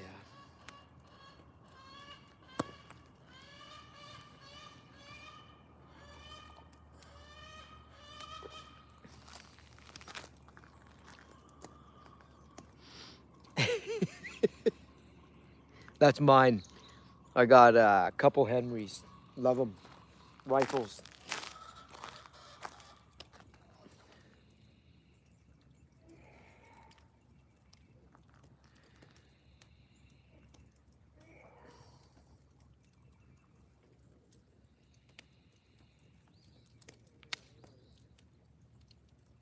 Yeah, good on you. Go for it. You buying in Oregon?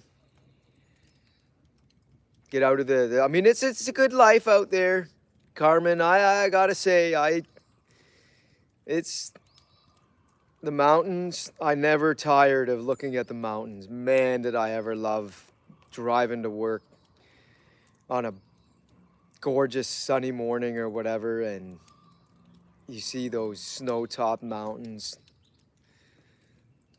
Just spectacular. Hey, I climbed up Mount Baker. I did a. Did you ever do any of that? Oh, you going to Maryland or Virginia? Virginia, yeah. I'm very close to Virginia, by the way. Where we live here, the state line is just 12 miles away. So we do a lot of shopping in the Danville area. This is where we're close to. And yeah, it's great. We're right out here in rural, and taxes are low. It's awesome.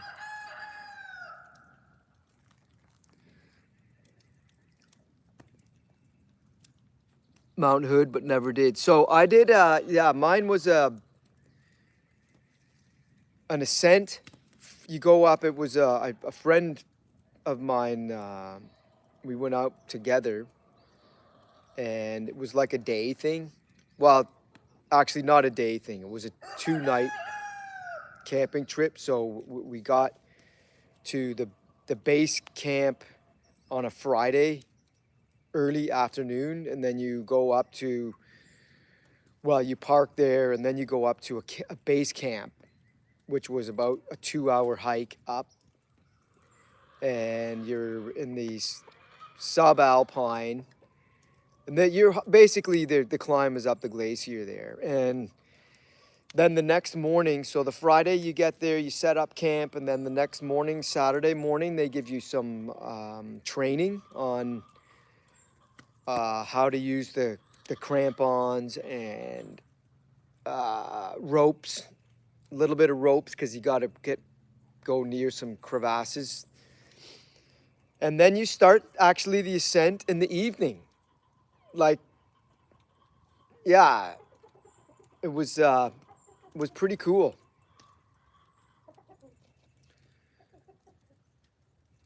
It was pretty cool.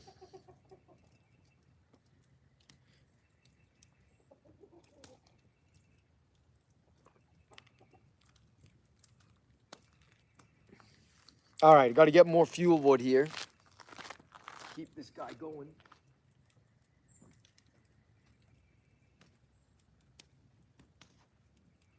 And I've used up all my stuff in this little woodshed thing here I have.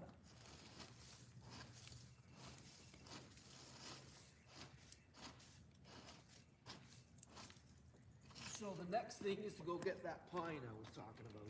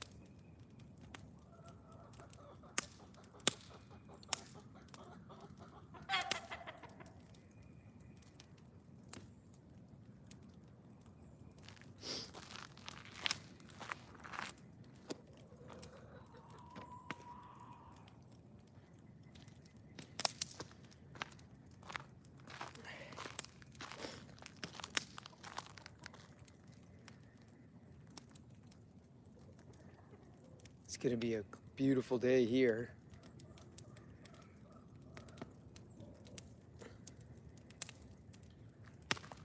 We got the sun is now coming up high. You can see it brightening up.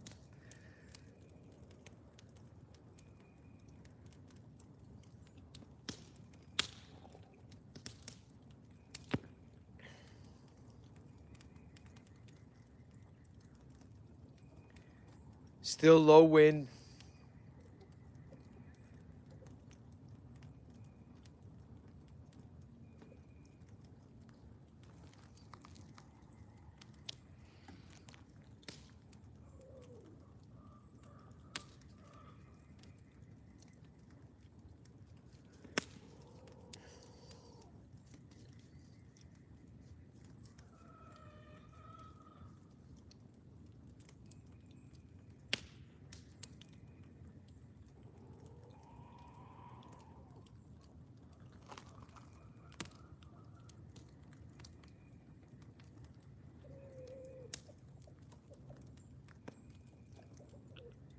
Thanks for the likes, everybody. The likes, the stopping by. I know that a lot of you just scrolling here, and so what you're seeing here is me making lump charcoal. That drum is full of hardwood, basically cut firewood, but dry firewood that I threw in the drum, and we're gonna cook this until after lunch. We're Eastern time here.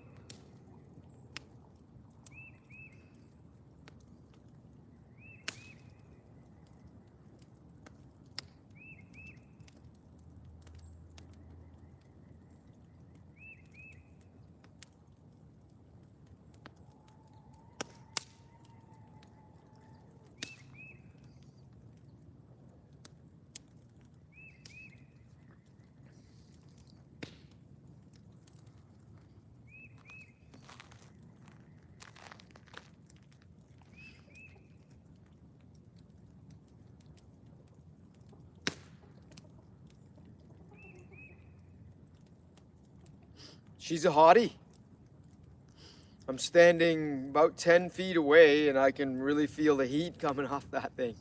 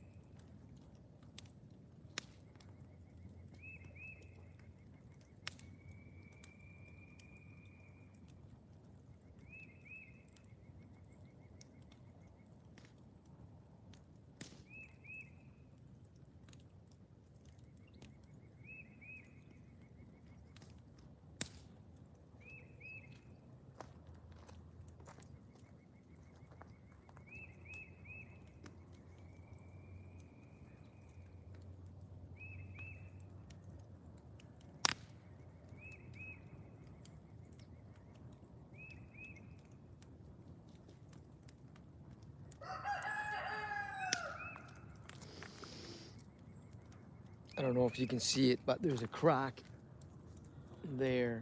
It's a little bit too big. I should really throw some mud on that too when it dies down a bit. Slow it down.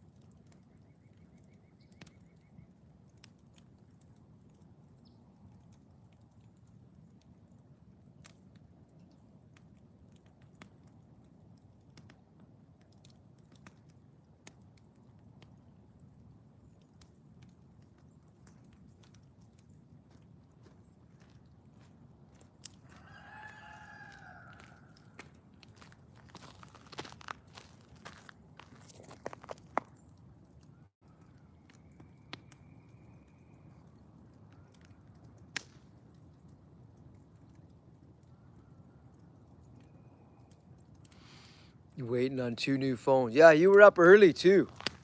You're 3 hours behind us, so it's what, 6:30 now, a.m. Portland.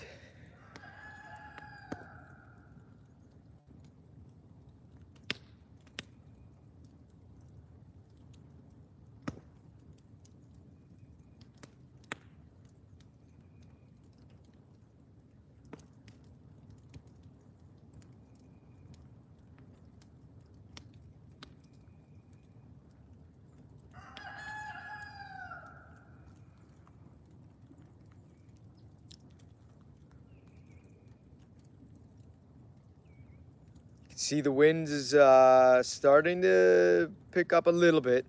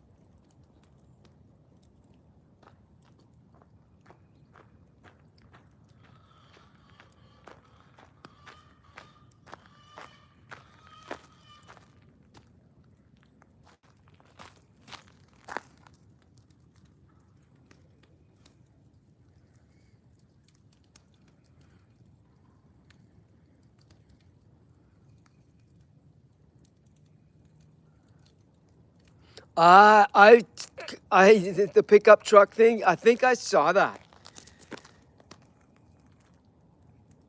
Yeah, I remember that now. That was actually pretty amazing.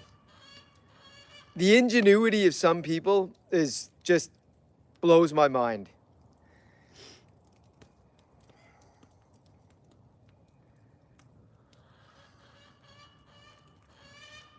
Which honestly gives me a lot of hope too.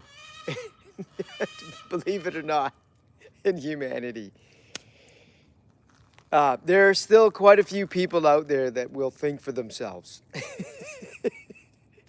Yeah, and actually, I mean, if anything, they're the smarties and they'll use any computing power like AI to their advantage, not to their disadvantage, because we're still way smarter. I mean, yeah, AI is a long way to go.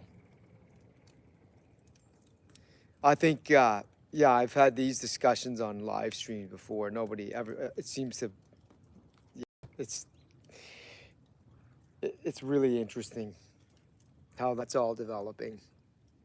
The good, the bad, and the ugly of it.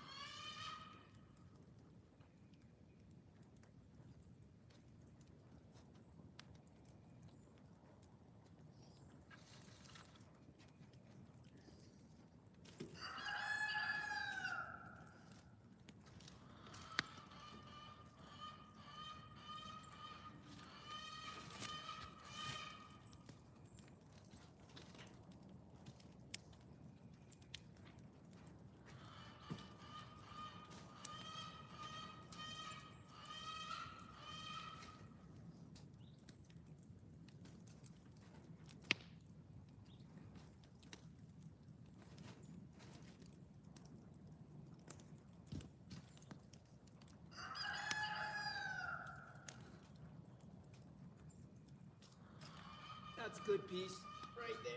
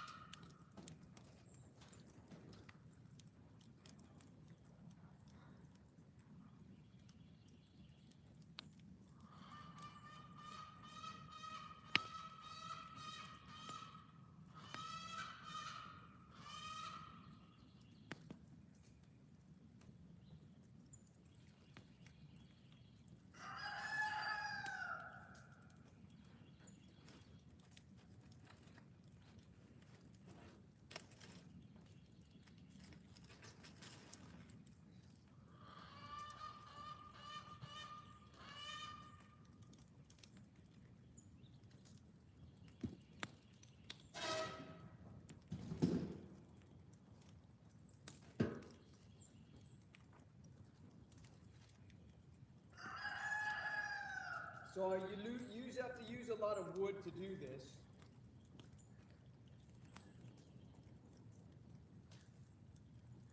As you can see.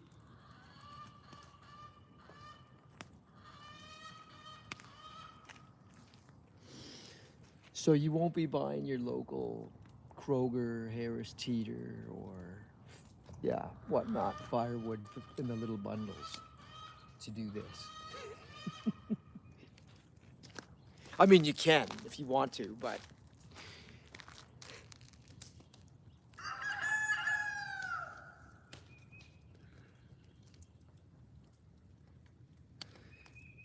you rebuilt a faulty septic tank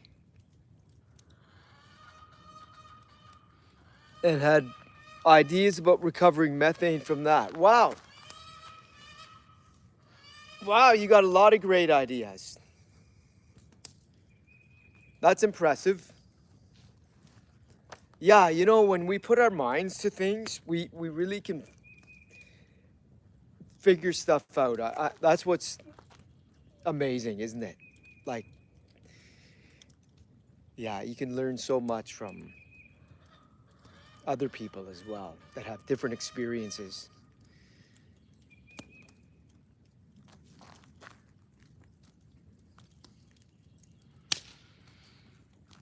Yeah, that sounds like an interesting project, Carmen. Really does. Maybe not the cleanest sounding one, but but interesting nonetheless. Um, yeah, do you have some training in sort of a plumbing area, or you just like a learn as you go, like me? Well, I have an engineering background too, industrial engineering, so that helps to, at least on calculations and stuff like that. I never had to use much of, well, I shouldn't say that, you see, because going to school and getting that, acquiring the knowledge is about learning how to learn, right? Which is, I think, the key thing, because you can figure a lot of stuff out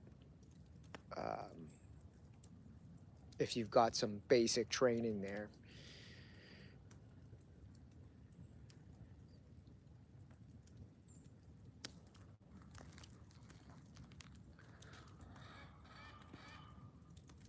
You love fixing stuff, yeah.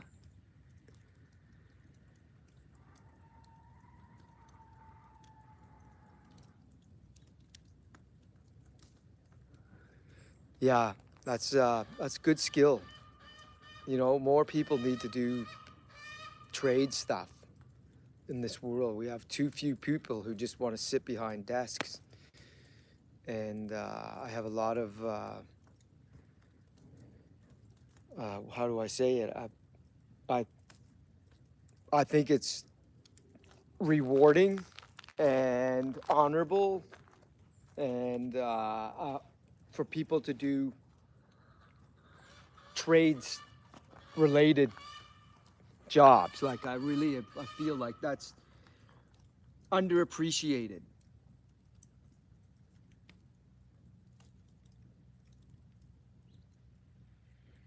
My son is, he did go to university, but didn't finish with all that COVID bullshit that was going on. And so when yeah, he basically didn't.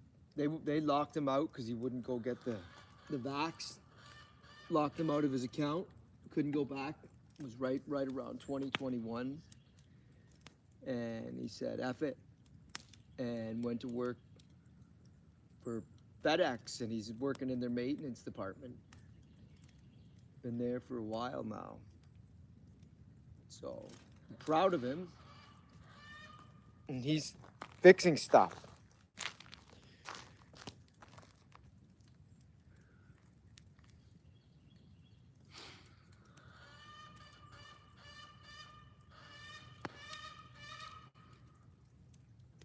Oh, that's a fantastic area.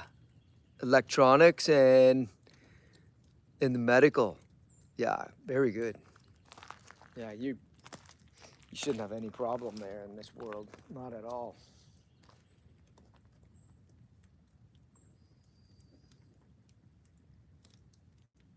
And you know, I don't know if you follow. I'm a fan of Elon Musk. Just his vision. I mean, I don't think he's ever going to get to Mars. I shouldn't say that. I've actually said he's never going to make Tesla work, and I sold the stock that I had in Tesla a few years ago. Remember when he was, mouthing off? He was calling guys pedos, and he was in trouble with the SEC because of all his things he was saying, right? He said he had buyers for Tesla. I don't know, but I'm like, this guy is a loose cannon, and I sold my stock. Basically broke even on the sale, but was like, I can't, this guy is, yeah, how can he run companies when he's being like this? And of course, look what the stock has done. He got his cars rolling off the production line, and he's doing very well. And I said, you know what? I'm never going to bet against that guy again. So when I say I don't think he's going to get to Mars, I think when you're like he is, you have to have lofty goals like that. I really do, because it forces you to do the hard things, make the hard choices, build the things that people say you can't build, and you go ahead and you build them, and you'll make mistakes. And I won't bet against that guy. But what I'm trying to say is, he thinks that anybody, he talks about AI being it's going to replace a lot of jobs and all of that. And it will, but his thing is, if you followed him lately, he said, look, if you're just doing digital work, digital related work, those jobs are likely to be replaced by artificial intelligence relatively easily. They already have been, you know. So that's what he calls digitization versus pushing molecules or pushing atoms around. So if you're like a plumber, you're a carpenter, a tradesperson, you're fixing things, you're a farmer, those are things that artificial intelligence can't replace. They can maybe supplement and help make those tasks more efficient, but in terms of job replacement, it's unlikely anytime soon. And I buy into that sort of way of thinking.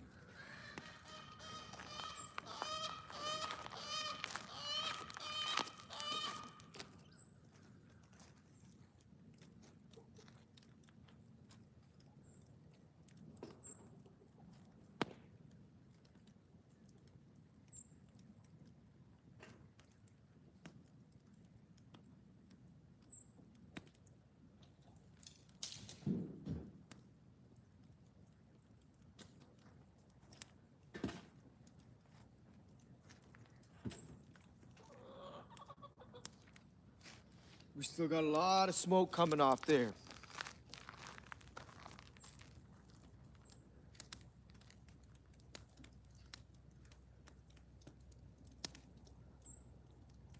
Yes, it is, Carmen, to your statement there about AI answering and coordinating lots of internet answers. Yeah, for sure.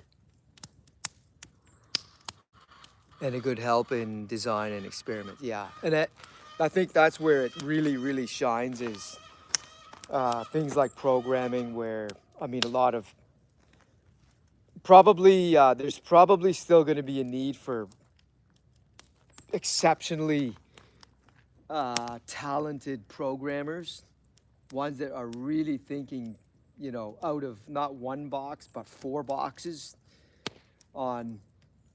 And I was never a programmer, but I mean, programming as we know it can be replicated fairly easily, and I'm sure that AI will do a good job with that. But yeah, it's it's doing a lot of things behind the scenes that we don't even see now.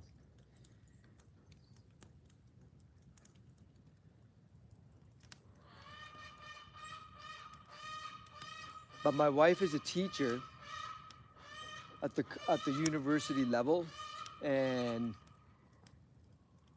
one of the things she has, and she's been doing this now for 25 years, is an evolution of non-thinkers that has come about in the higher education space, and it's really a challenge for educators now, because the students that come through, unless they were, you're gonna still have a stratification of intellectual abilities, but the ones that are going to university and really shouldn't be there, they struggle. They weren't critical thinkers in the first place. Probably should have gone to trades or something like that, or some other job where they where. And this is not. I'm not saying that trades doesn't require brain power. It definitely does. But you have a lot of people that enter. My wife is in the science field. She teaches biology and higher level. She has mostly nursing students, so they all have to learn physiology. So she was teaching physiology, and a lot of them, you have to be a good disciplined to study and not just memorize for the sake of memorizing, but understand the content. And a lot of them don't. And now the AI has come about. There's so much more cheating that is going on, and then she'll get these where they have to actually write stuff and submit it, not just answer true, false, or multiple choice. She sees nothing but AI responses, and she can tell immediately, right, what AI. It's really easy to pick it out of that. So yeah, they're really struggling now. A lot of students are really, really having a hard time because they're using AI and they're not actually learning it. They're not like, and remember, a lot of these people that are enrolled in some of these courses like that, they want to be doctors, and they're never going to be doctors. When you're using AI to get through a course, forget about it. They don't make it.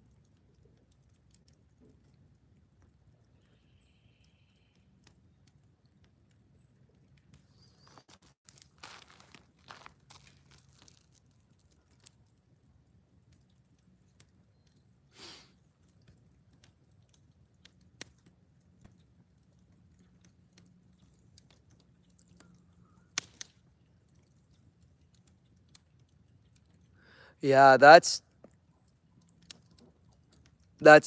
really those are amazing things that they can do. Yeah, on the family tree stuff.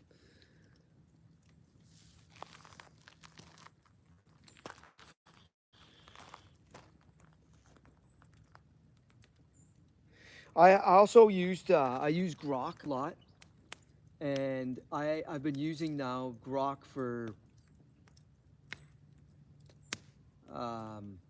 I don't know, 7, 8 months, And I have to say that on some abstract topics, I found it extremely helpful. Like on, yeah, I won't get into personal stuff, but um, I think that AI can provide very insightful, not always right, not always right, but very insightful responses if questions are asked in the right way. And even I've pushed back on answers I've gotten, and the way the discussion then evolved was really fascinating to me. Really, really fascinating. Like, this is what I think is amazing, and you know, things like fields like psychology. This I would have to say I think counseling and things like that could not necessarily be replaced, but maybe.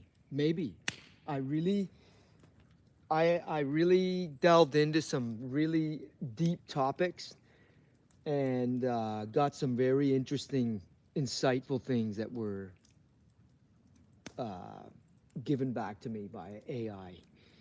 Grok, yeah. Helped me look at things in a different way and understand better. I thought it was really good. I haven't used Chat GPT or any of these other ones.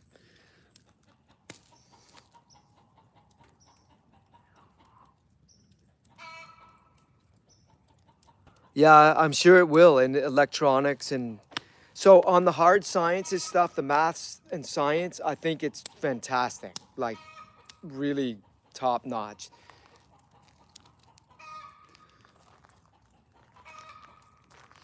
And don't forget, it's learning from us too. So when we feed stuff into it, and and you know what I find, and this is also confirmed by what my wife said too. She went to a conference in the fall, and one of the topics on their sessions was the impact of AI in teaching today.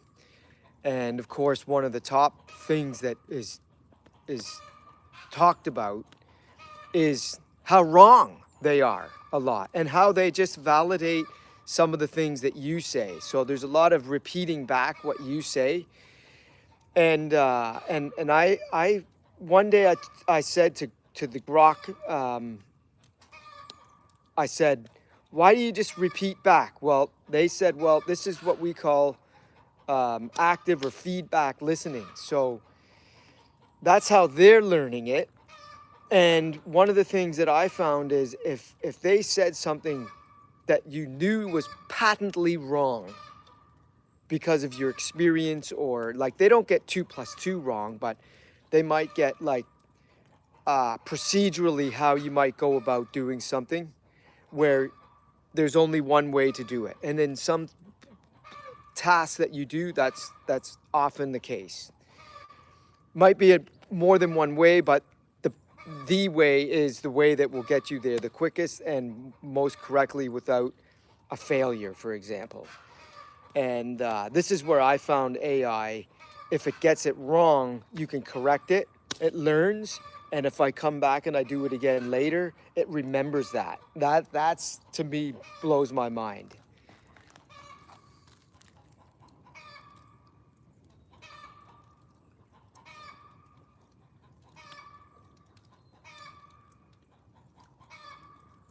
Yeah, humans are unpredictable. That's right.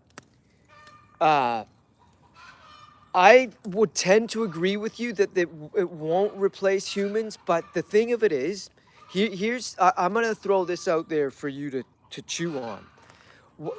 AI is emotionless. It doesn't care. So a human sitting in a chair, a psychologist or psychiatrist, they have emotions too, and experiences and biases based on their own upbringing, which they're going to bring into the office and into their into which can be very beneficial. Don't get me wrong, but you never know what those experiences were. Maybe they became a psychiatrist because they had an abusive upbringing. They're going to be very empathetic and probably very good. But these can also be drawbacks too, in my mind, for certain kinds of counseling. So I don't know. I mean, I think that it's going to be there and useful. Maybe not replacing, but definitely supplemental.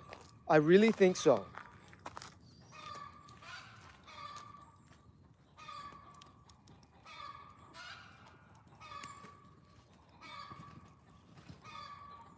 And yeah, I mean, there's actually some tried and true methodologies to helping people with certain problems that don't deviate too much from counselor to counselor, or practice to practice. It's pretty standard stuff, and that stuff will be AI, replaced by AI.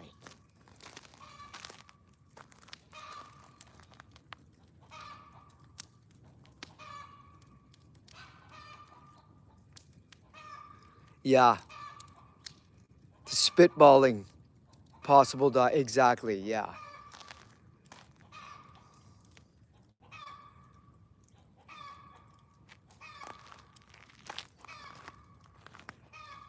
Anyway, great conversation. I love it.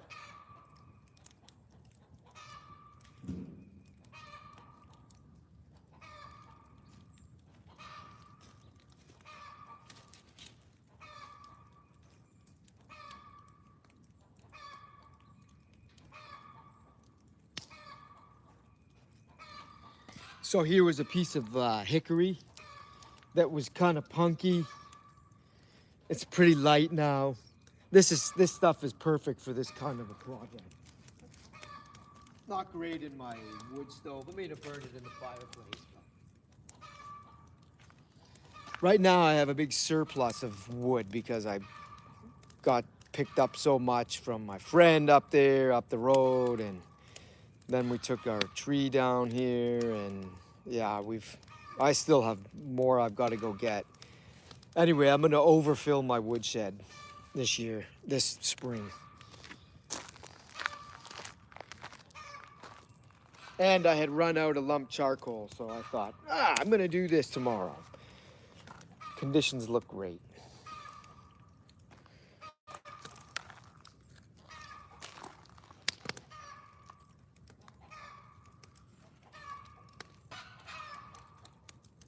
Yeah, AI is a tool, just like a hammer, screwdriver. Money, these, yeah, you're right.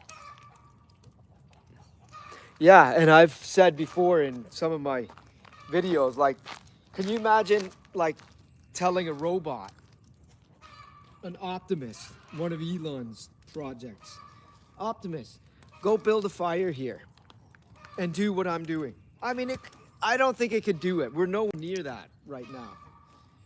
And manage that. It couldn't do it. Optimus, make sure you don't burn down the forest.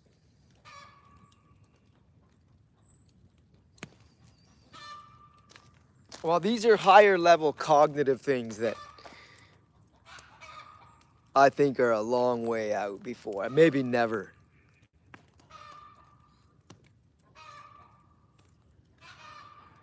Yeah. Oh no, I know you do. I know you do. Yeah, I like the counter points though on the debate. It's good.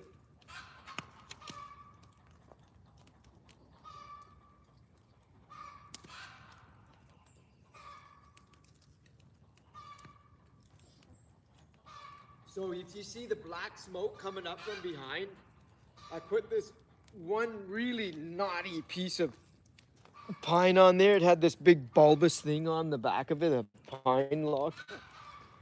And that's what's burning right now.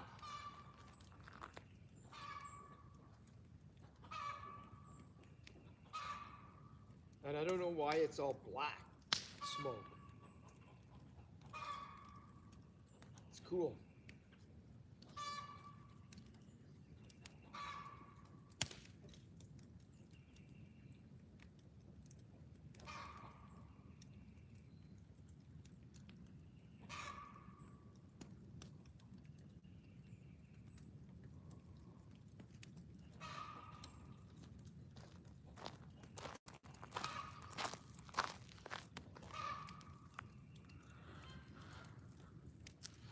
Question coming in here from. It's a little bit tricky for me to see the light is making it hard for me to read.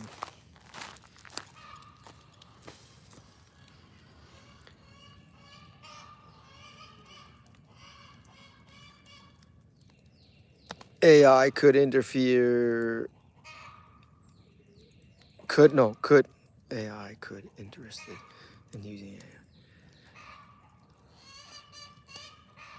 Are you reducing maple sap for syrup? No, I'm making lump charcoal. Ah, yeah, thank you, Carmen, for answering that.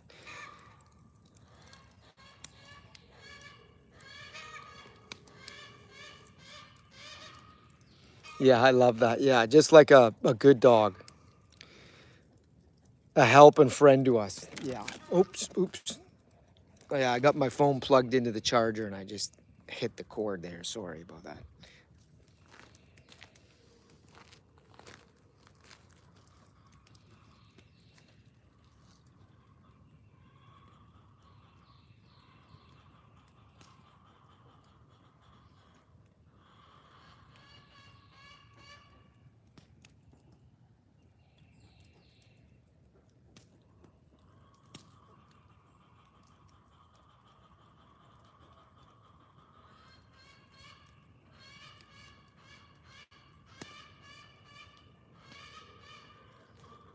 On the topic of AI, though, again, like I was saying about Elon Musk, who I think is clearly a leader in the field of AI.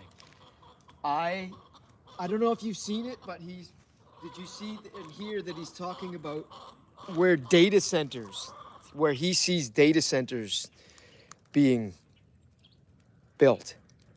This is a good question. I should put a sticker up for that one. I love this idea, and I think it's brilliant, and I believe he will do it. Have you, Carmen, followed him on that one?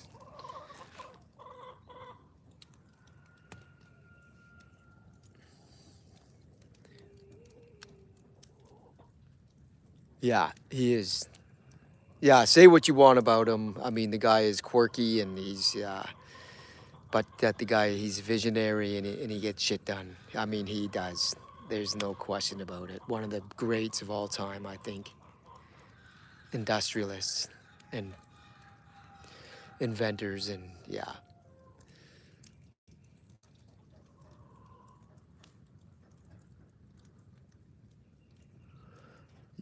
You could just Google how to make lump charcoal, but if a human told me, it'd be a lot easier care to teach me. Yeah. Yeah. Uh, Nemesis. Yeah, you could Google it. And what you're seeing here, so what we do here, what I do, there's more than one way to skin this cat, by the way. I just filled the drum up with hickory, mostly hickory wood, and then build the fire around it. I have a lot of pine, dead pine that I took out of my woods, and I'm using that as the fuel, as you can see. And you got to keep this thing going steady for about 7 to 8 hours. So when the smoke stops coming off the top of the can, then I have pyrolyzed all of the wood inside. And then it's done. Then I let it cool overnight and take it out and put it in a bag or box or whatever. And I use it in my ceramic cooker. I have a big green egg. And it's awesome. It's as good as the stuff you buy. In some cases, much better. You can use different types of wood. I like maple, but I didn't have a lot of maple this time around. Oak is excellent. Hickory is excellent. I've got a few sticks of beechwood in there too. It makes good. It's a lighter smoke smell.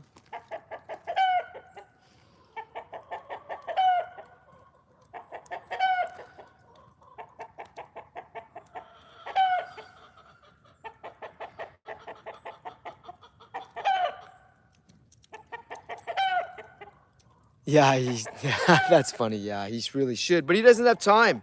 But he should make the time because, for the love of Pete, the guy he he could spend 2 hours a day just taking care of himself, and he'd be better off and feel better. And uh, but I sense that he's a good delegator, but he needs to be in better shape. You're right, dude.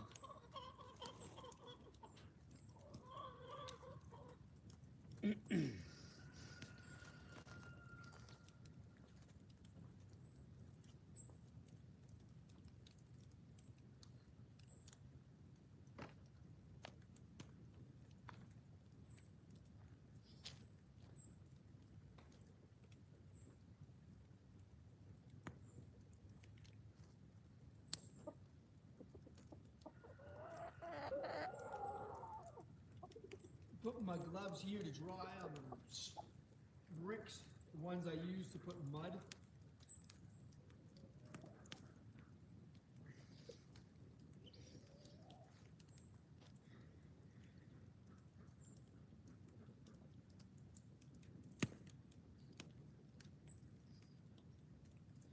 So in the past, I have I just behind me about 50 feet or so. I have my wood shed and processing area. And normally, what I would do, and I have actually a lot of work I should be stacking right now, but yeah, since I'm doing the live stream and I've got a lot of active watchers on here, keeping me interested with all the good and interesting topics.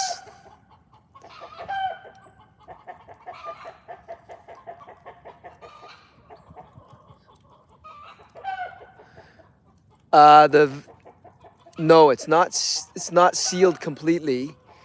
The lid on top, I've used a retaining. You know, the drums when you get them, they have that ring you put around the top, and that's on there, clipped on to hold it as tight as I can. But I actually put it on in the dark this morning when I started this thing up, and I had a gap, so I've had to throw mud around the crack there. But the lid has 18 quarter-inch holes drilled in it for exhausting the smoke. And you can see it coming out of it, the rim there too, which ideally you want to keep as much oxygen from being sucked in so that you don't burn the wood to ash. You just want to char it. Look up pyrolysis and that's the process we're engaged in here.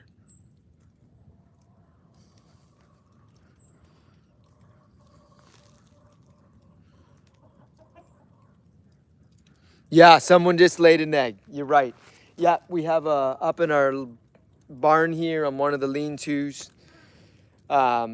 We put some laying boxes there, and there's a couple hens that like to do it there. Some like to use their coop. We have some nesting boxes built into that, and then, like I said, we have a little basket at the front door, and that actually is a favorite of a few of the hens. It's like right by the door. It's the sunny there, and and it's comfortable. It's like a wicker basket with a towel in the bottom. Nice and comfy. And we just have to reach over and grab the eggs and take them in the house. It's really convenient.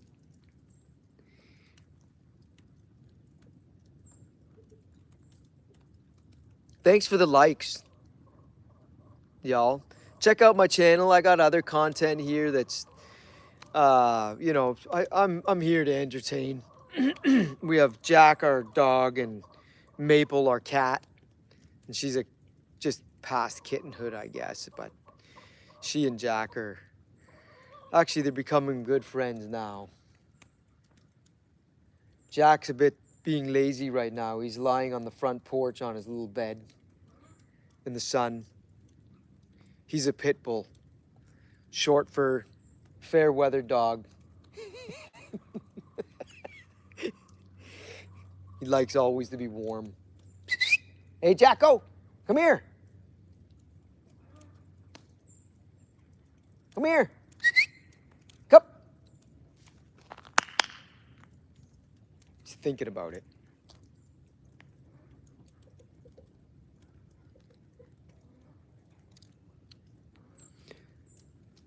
Yeah, cooking over a wood fire, wood stove. Yep.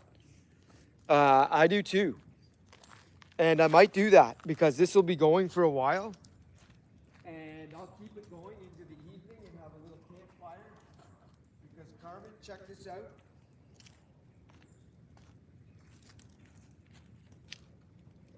out. This will probably be done by like 3. Then I can let it cool for a couple of hours.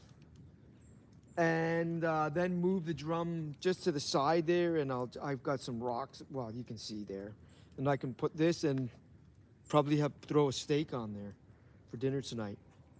A couple steaks. Have a beer.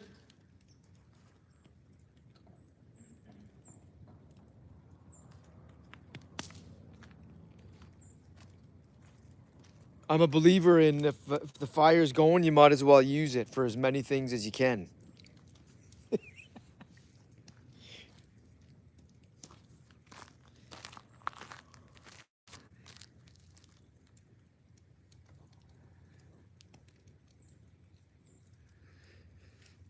Yeah, we've had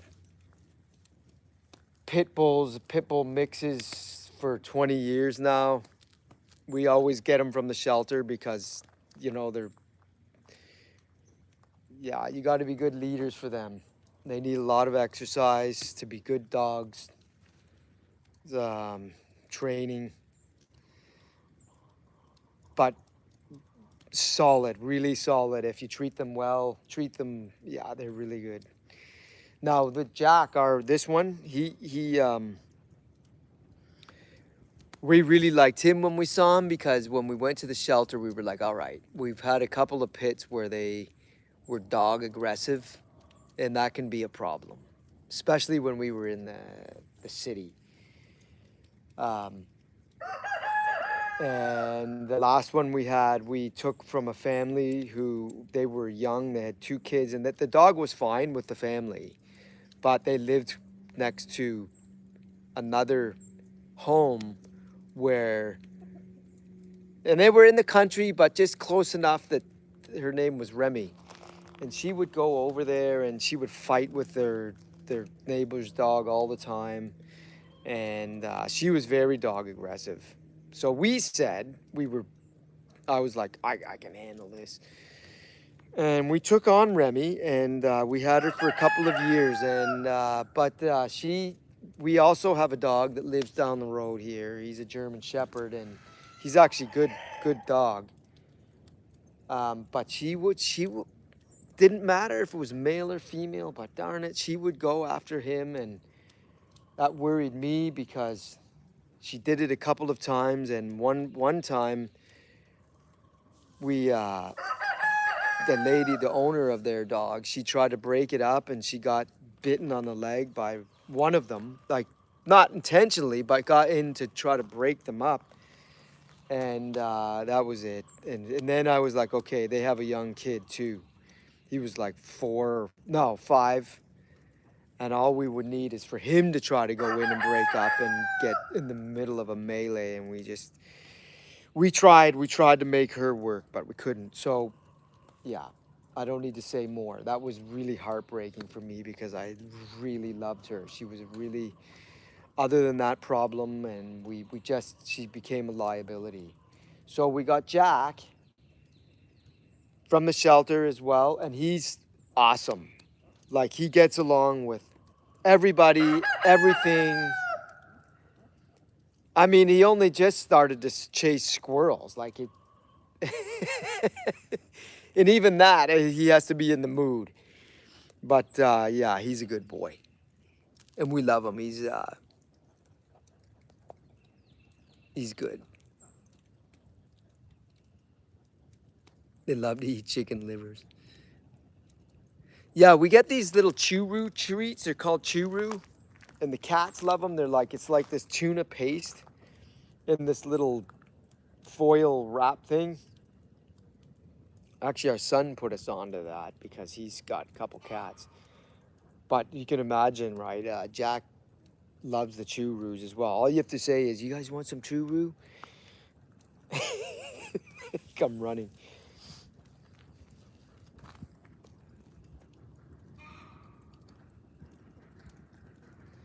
So I don't know if you can see the glistening right here. There's creosote forming there around the edge.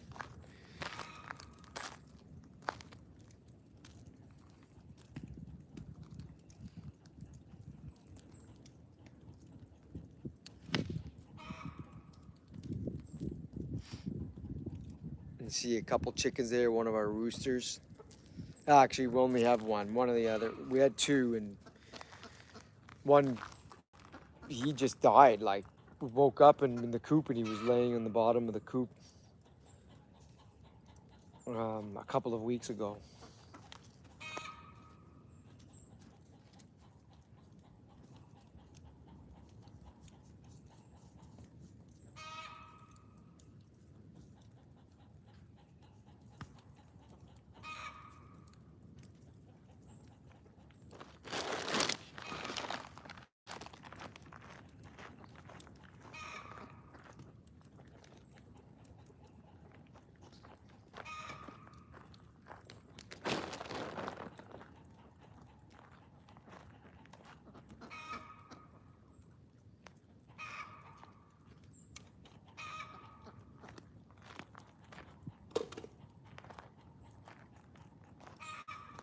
So the wind's picking up a little bit now, as you can see. So monitoring this is now becoming important.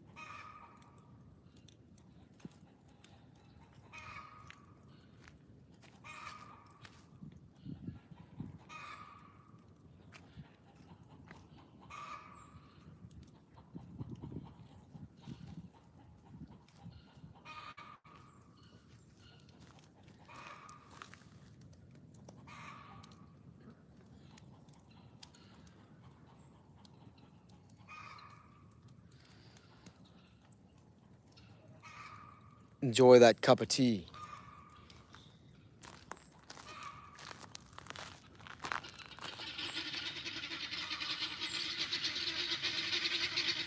Now something set the games off.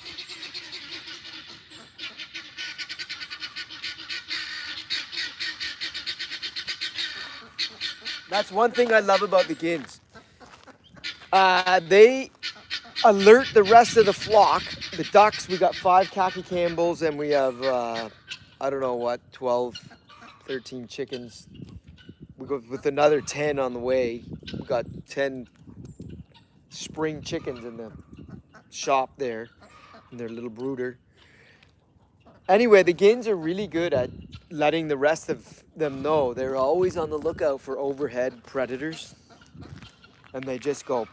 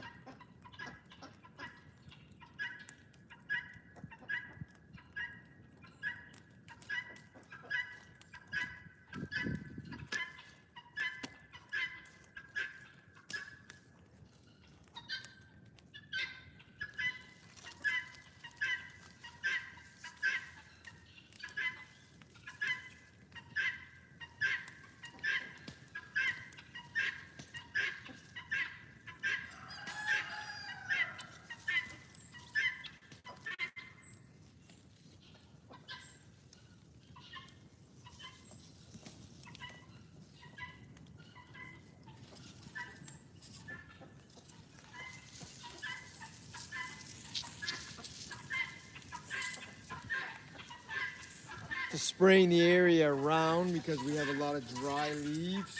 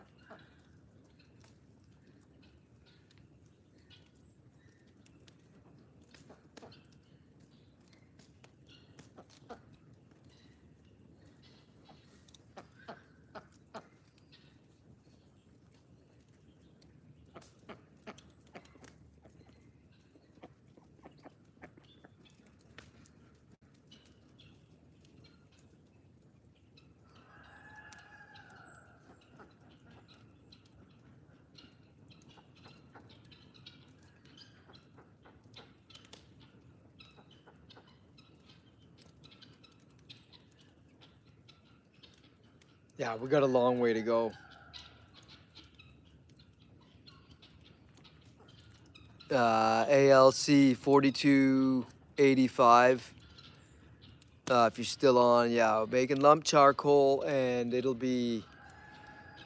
this will be going for several more hours. Like this, steady fire. I'll just keep loading up the wood.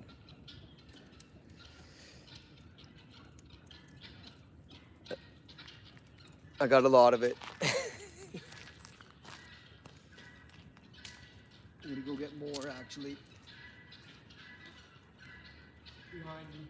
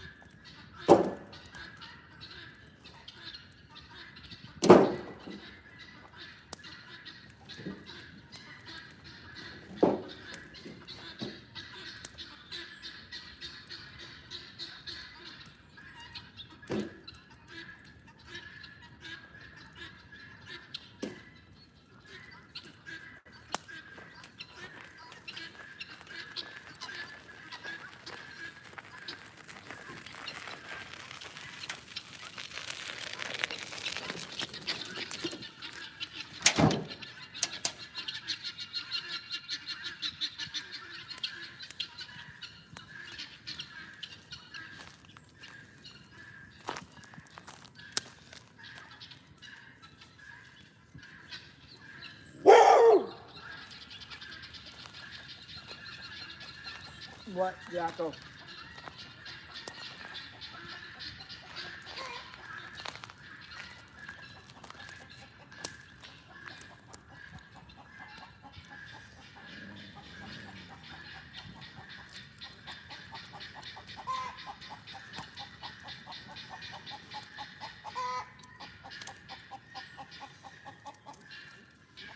Lots going on here at the farm, eh, Jack?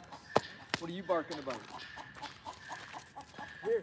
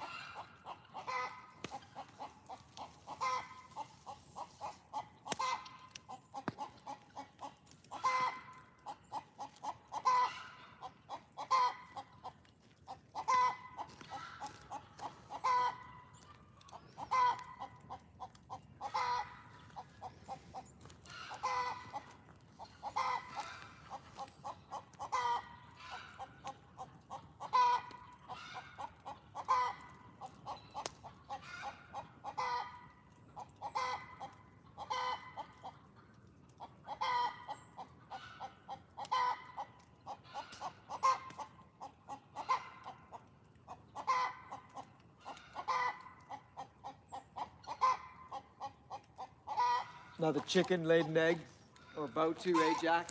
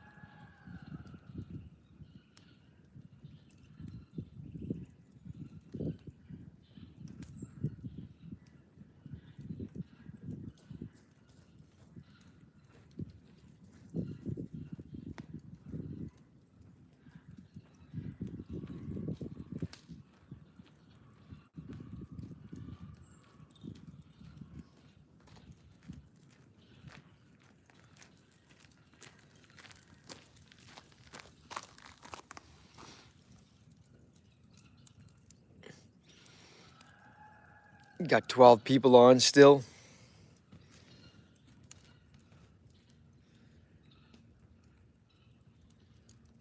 This affords me the time to actually do a little bit of work. I brought my laptop out.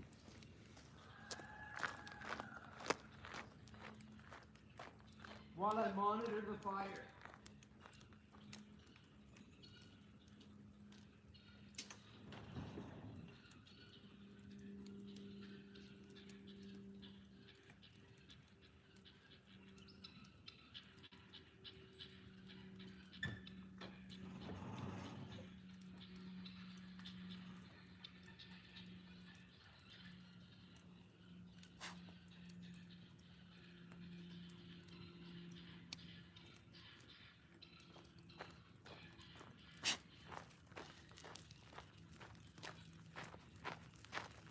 I had it in my mind that I would split or stack wood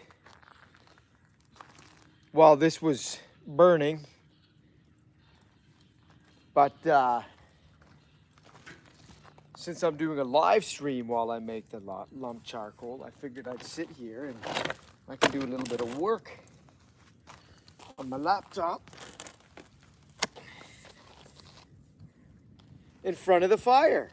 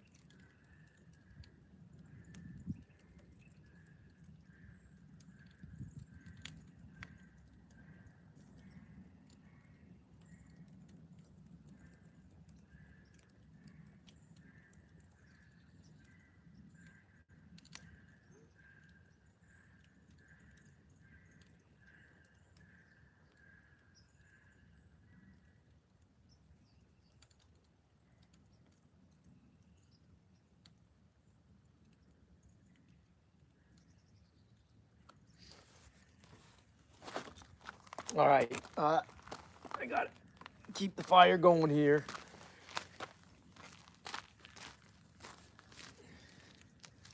Burning down.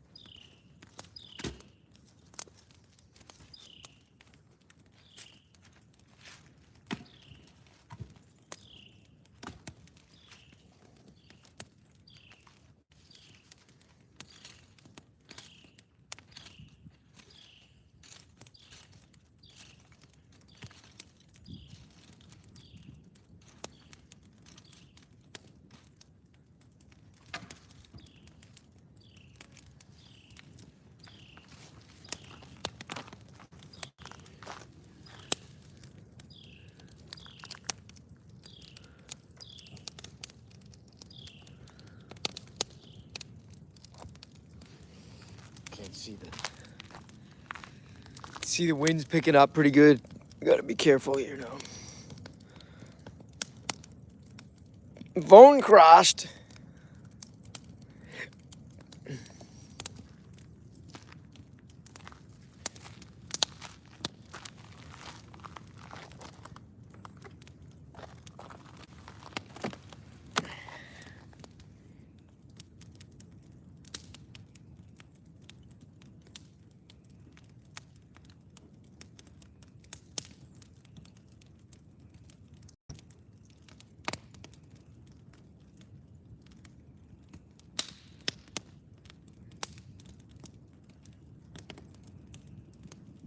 Can you hear the fire? Yeah, I would say the wind's probably 8 miles an hour now.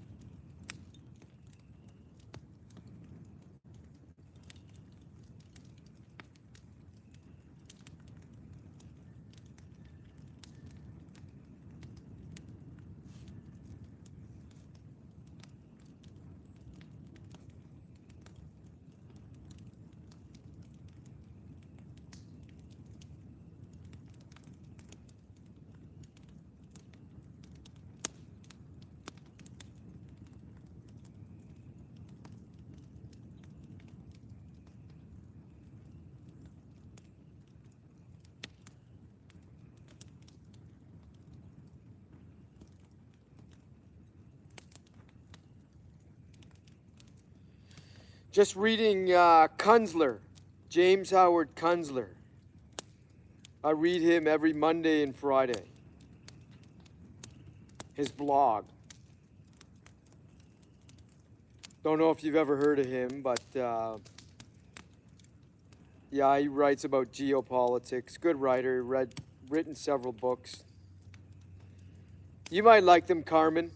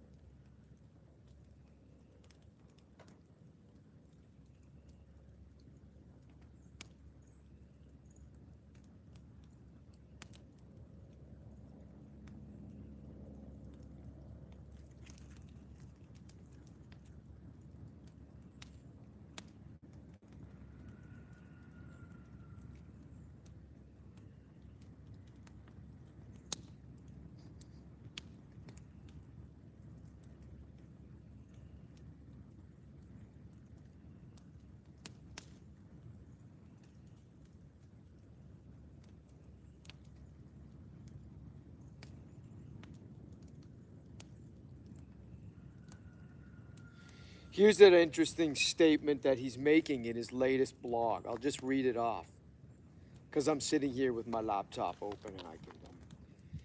Ironically, the Russians, with Hungary, Poland, and the Czechs, are the last earnest defenders of Western Civ. Europe has apparently elected to go medieval anyway. They'd like to pretend that they can maintain a high standard of living without oil or nat gas, a formula so obdurately stupid that only the most awful hardship might avail to change their policies. James Howard Kunstler. Friday, March 20th blog. I love his writing style.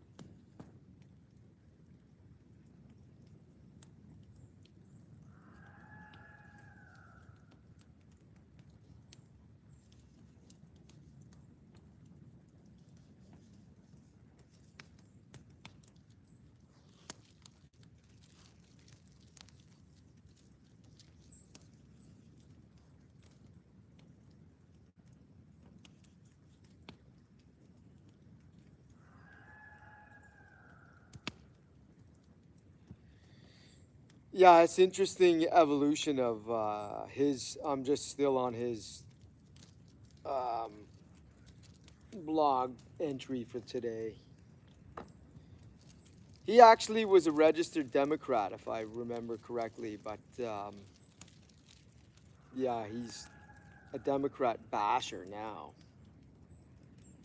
I don't know. I mean, he still has liberal leaning thinking, but he's like, I don't know if he converted me or I helped convert me to the thinking that things just went off the rails with them, and I just couldn't keep voting for them, even though I was. Anyway, so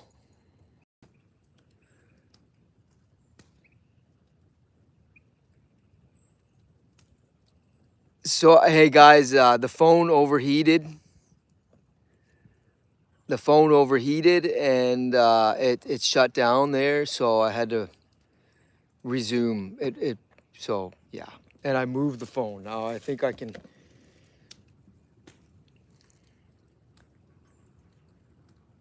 And I moved it from its old spot. I began as a registered Democrat when I was young and stupid. Yeah, and me growing up in Canada, I was, liberal. Got here and yeah. Anyway, I was a liberal. Then when did I switch? It was yeah 2016. I did not actually. What happened there? That was when Trump got in. Yeah, I didn't vote Republican or Democrat in that one. And my daughter lambasted me, said I wasted my vote.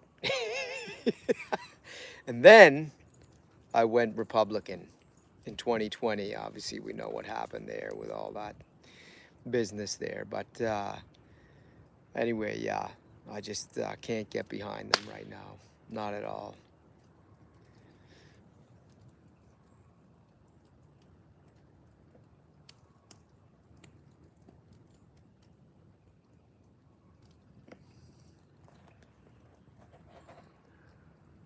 Yeah, check him out, by the way. James Howard Kunzler. I actually bought a couple of his books, and he's a good writer. You'll enjoy his writing. I don't always agree with him, and that's normal, I think, for anybody. But um, he has a perspective which is, I think, for the most part, well thought out. The other thing I really like about him, and he's done a lot of these. He has lots of commentary about architecture, and this I can't disagree with him about for the most part, and how it's modern. You can read it. I don't want to give any of that away. If you find any of his writings um, insightful, one the stuff he talks about on architectural stuff is it's pretty interesting. Now I need to get something to shade the camera. I think it was a combination of the sun and the heat from the fire that overheated it, and then it shut it down. Colonel Jeff Cooper, I need to check him out.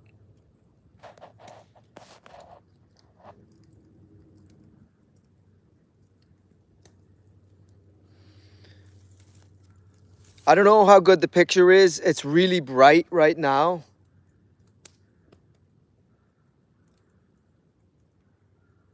So it's hard for me to see the screen, but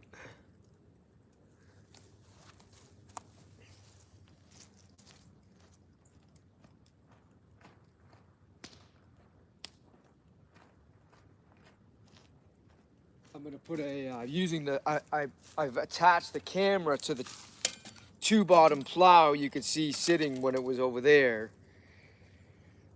and now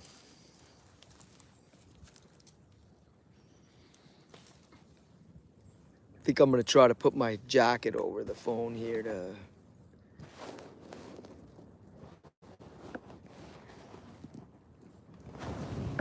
shade it.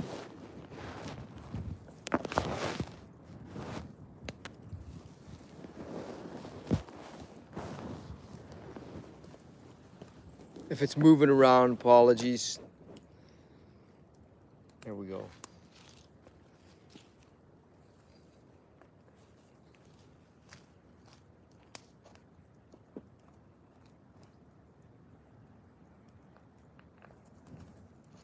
Oh, chicken, what were you? Did you guys see that? Did the chicken go into the fire? Silly girl.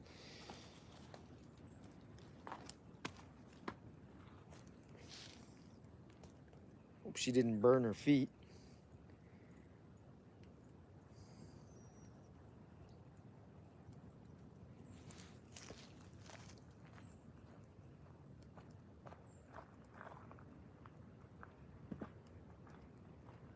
Still got lots of smoke coming off of there. She's got a ways to go.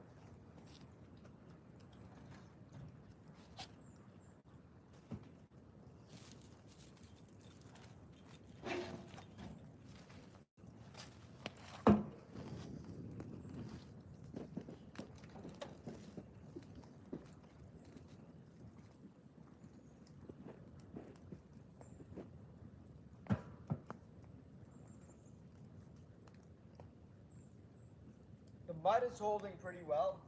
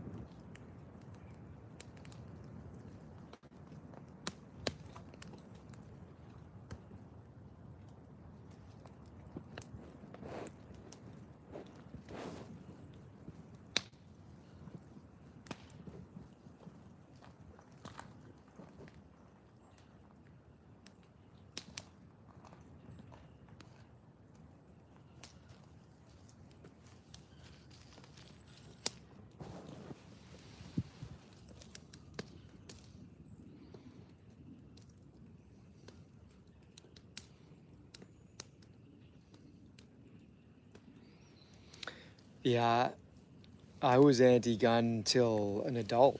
Growing up in Canada, of course, right?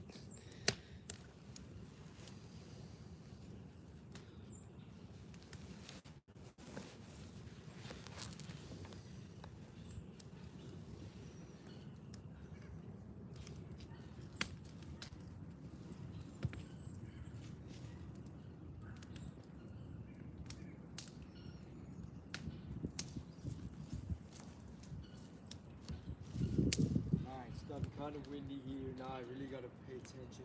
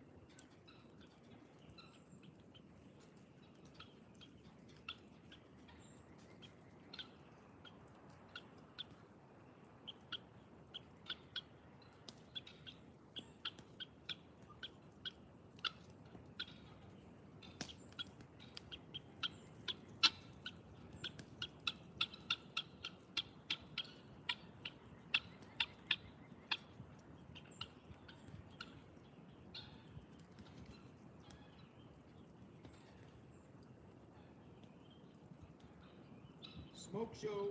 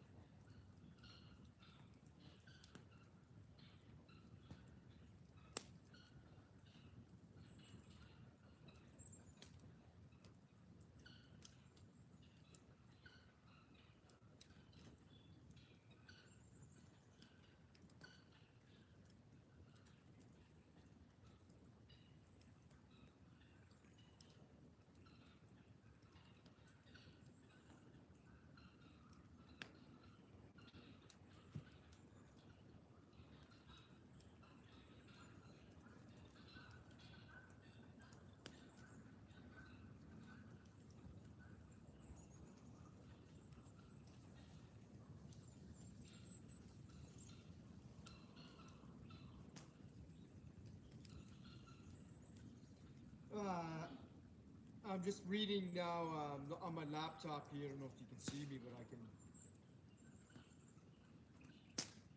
Self-defense issue. Oh, yeah, I can see myself now on the camera. That's cool, eh? Jack, smoke show. Um, Interesting past.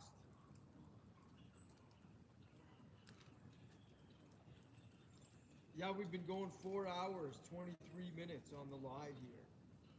And by the looks of the smoke coming out, we're not quite close there yet. Hopefully it's not burning the wood to ash. That would be bad.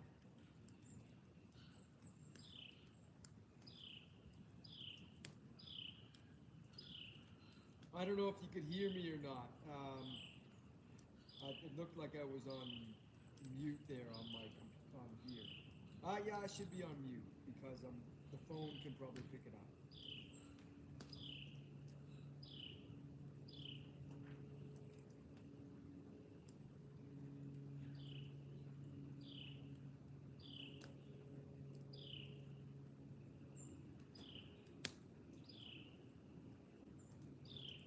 Anyway, everybody, thanks for joining the live stream here where I'm making lump charcoal.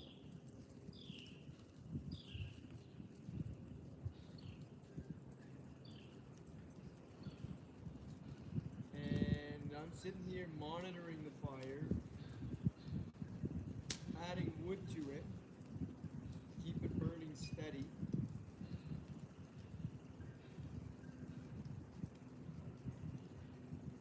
Yeah, I think we have around a dozen guinea hens.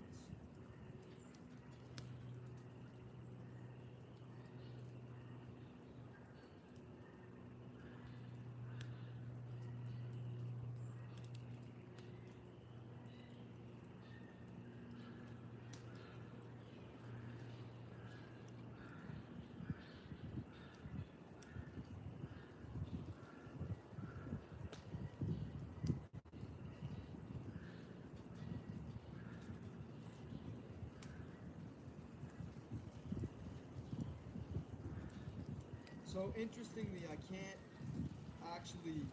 haven't figured out that I can actually get on the chat when I'm not using my phone app.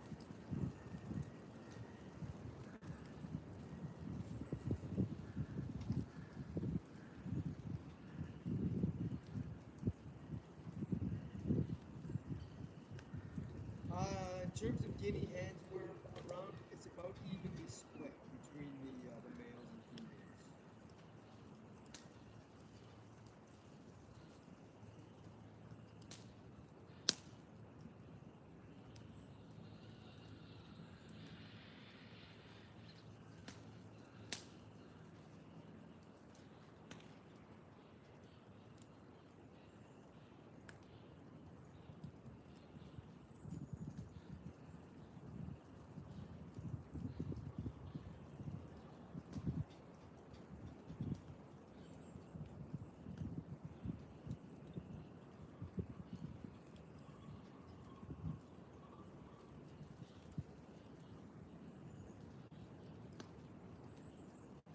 Yeah, wind's picking up. So it was supposed to pick up to around 8 miles per hour, 9 miles per hour, noon. So we'll just kind of keep the fire low and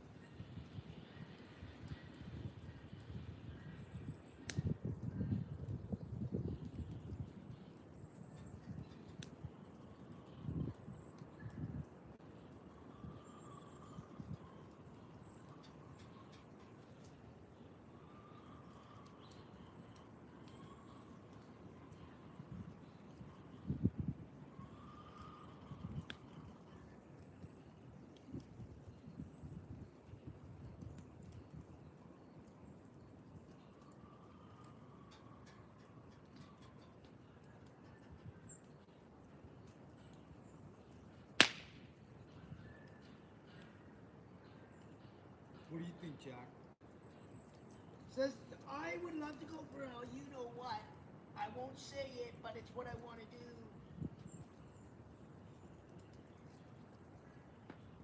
Ooh, my computer's getting really hot too.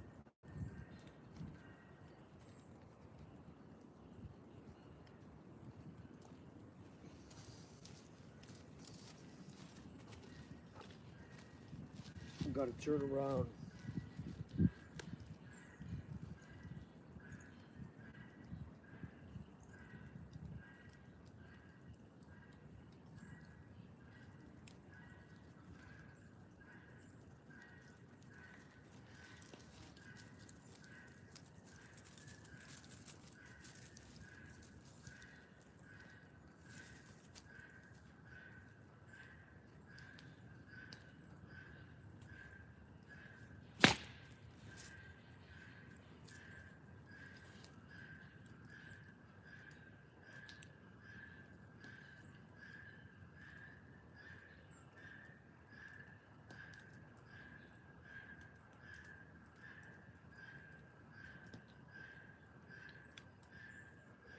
If any of you are wondering as well, those solar panels that you see there, guess what they're doing? What they're there for? That's my sticker. What am I using them for? Besides the obvious, to harvest the sunlight to generate electricity. Where's the electricity going? Take a guess.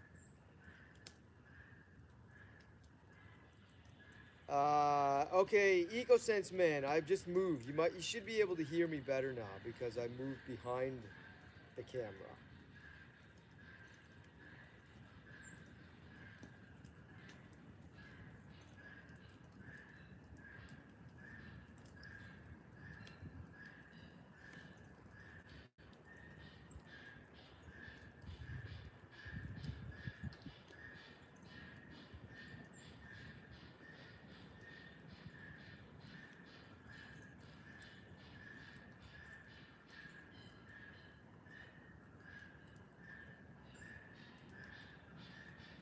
Yeah, when the wind picks up and blows over the coals, it heats it up and you get more smoke.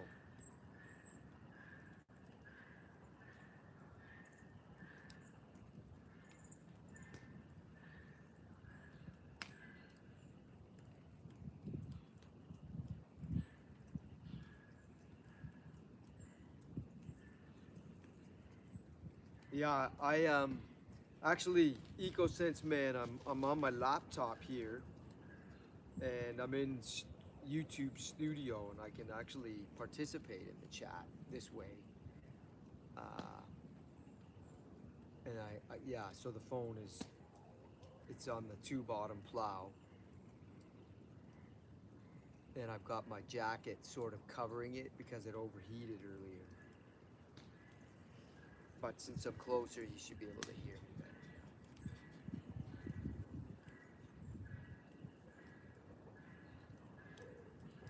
I think I'm gonna put a couple more logs on it, keep it going. I don't want this going till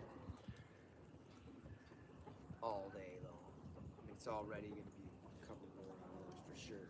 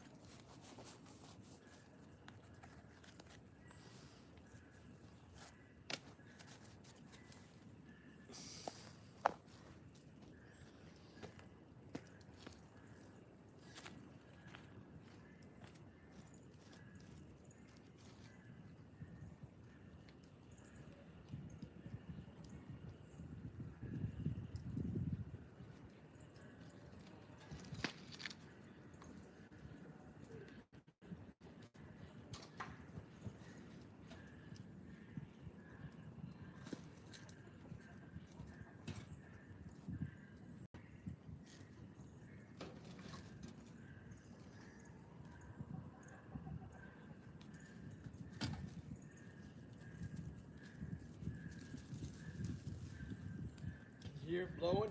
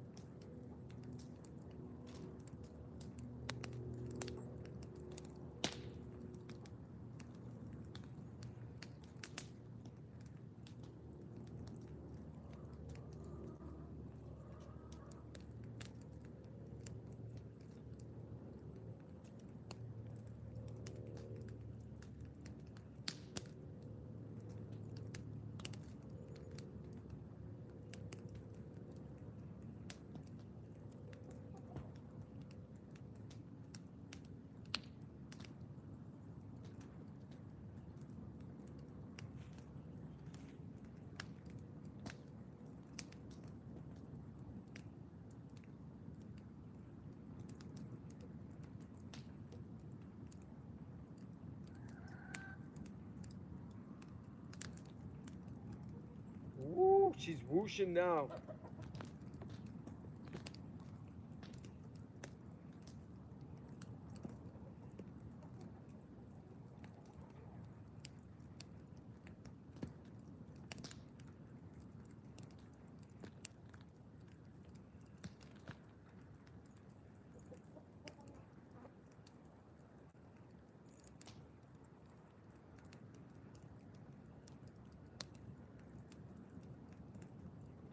So people just sliding into the live stream here, what we're making here is lump charcoal. And yours truly here, narrating, is the one adding the firewood to the base to keep the thing going. And the whole process was started this morning around 7 a.m. and it has to burn for about 8 hours.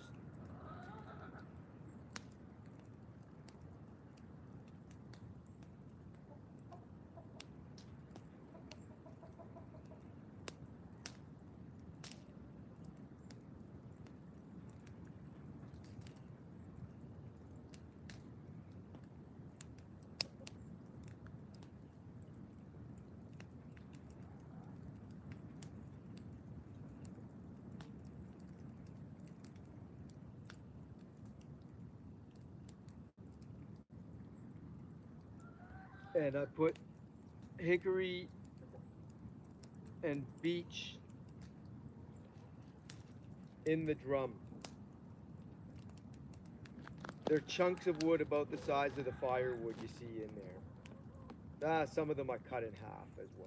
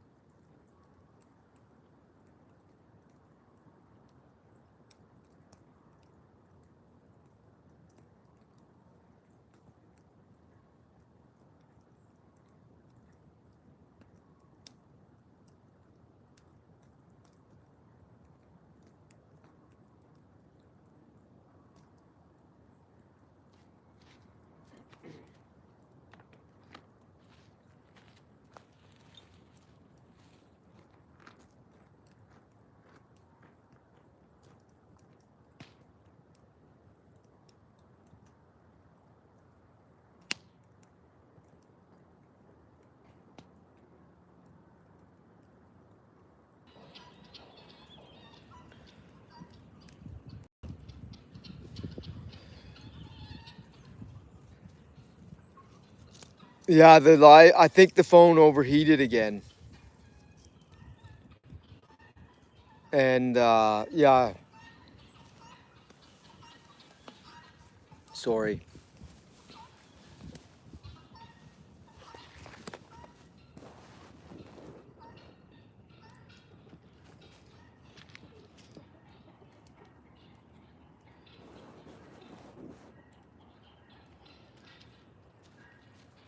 It's a combination of the sun and the heat from the fire.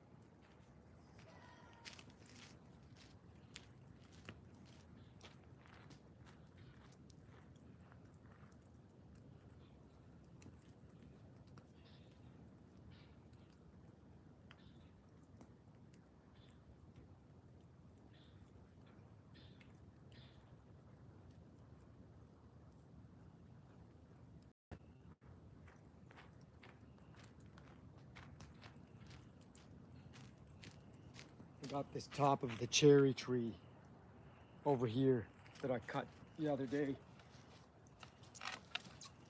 A week ago, I guess. Let me get rid of it. The fire's nice and hot right now. It'll burn all this wet wood I'm putting on here and smell like cherry.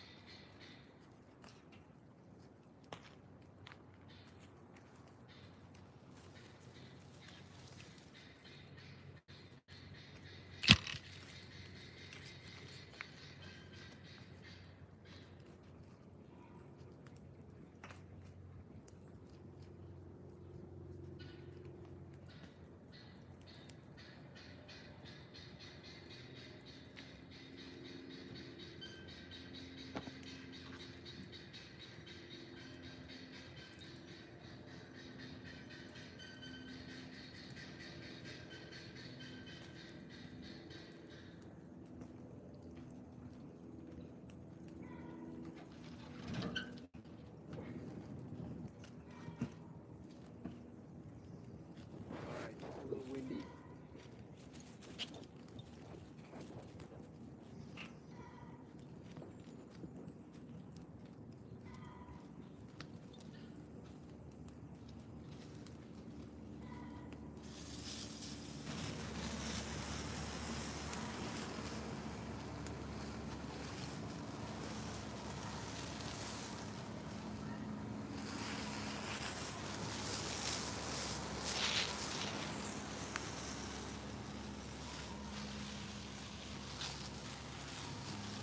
Just spraying down the leaves in the immediate vicinity.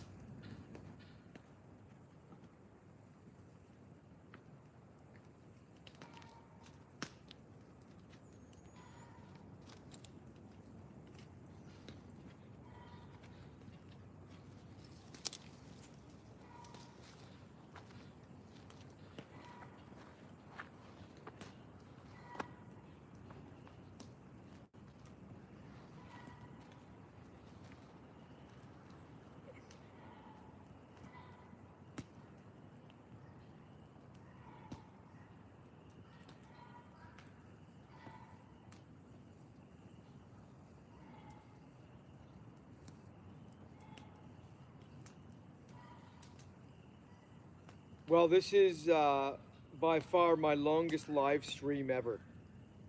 5 hours.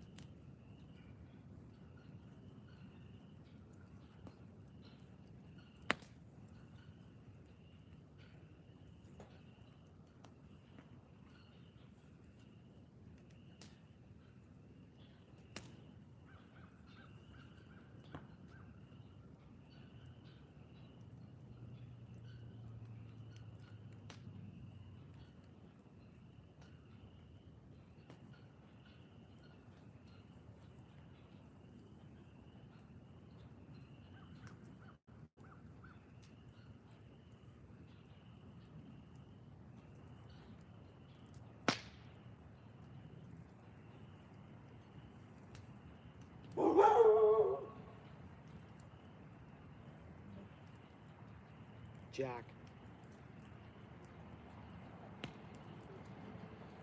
Warning me that there's a truck coming down the road, which I need to. Oh.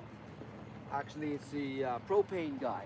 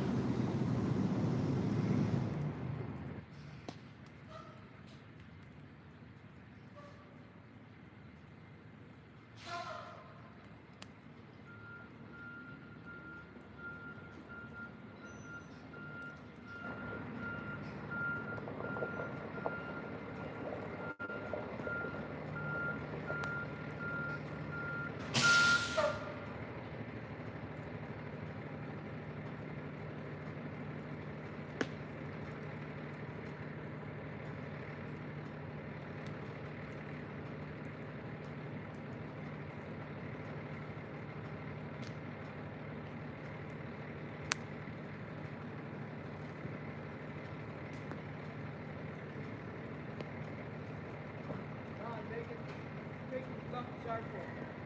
This is off the charcoal. The live stream. Right.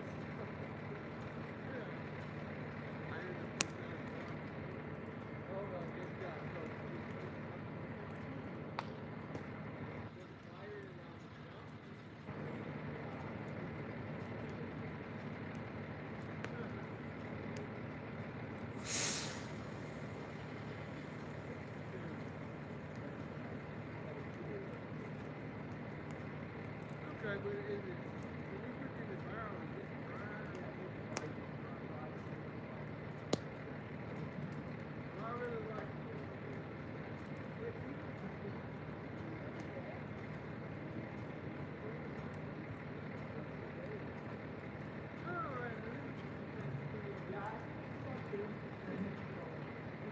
I told somebody, I said, they're making the truck bigger in the driveway. I know there's no place for this truck.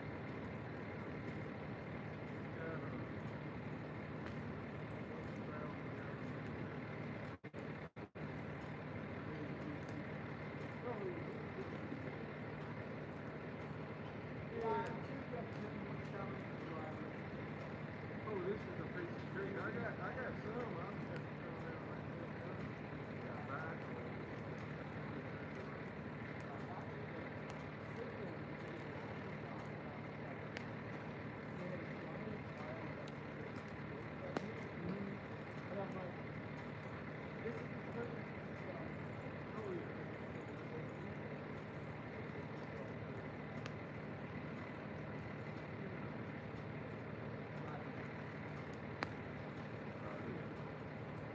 Well, it's pretty cool. I've seen it in the truck.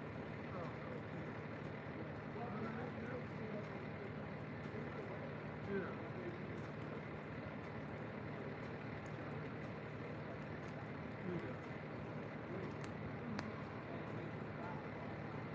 So once it's done, you put it in the grill, and then you get it out. I don't Yeah.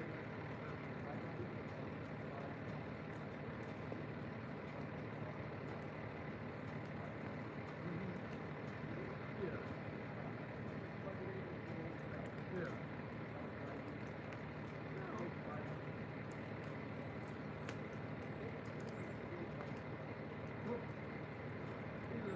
I had a prayer before.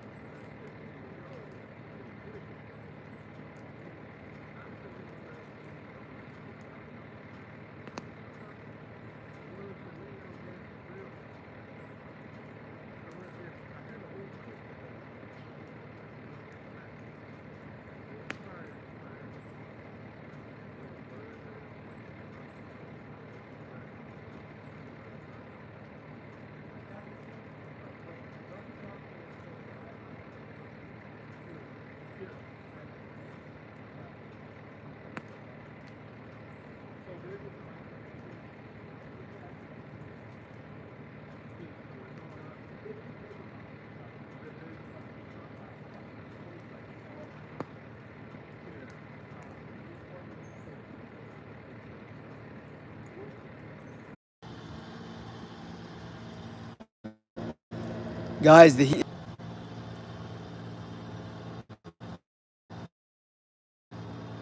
phone overheated.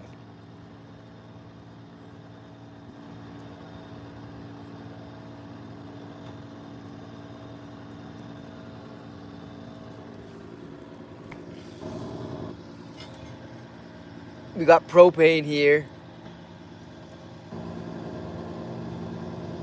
Propane guy doing our filling our tank up.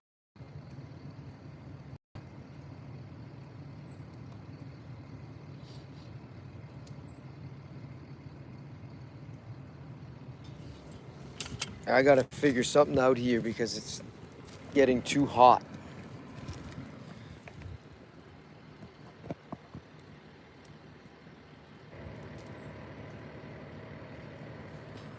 I think I have I think I got an idea. I got an idea.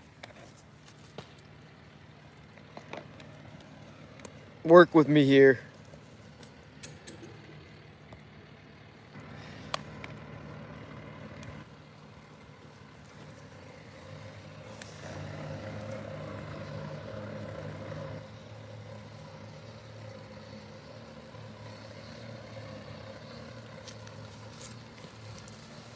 Got wires everywhere because I'm trying to charge the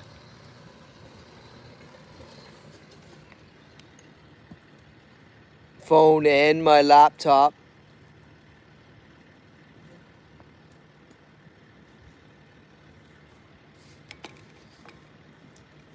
Okay, I think I can do this. I got it. I got an idea.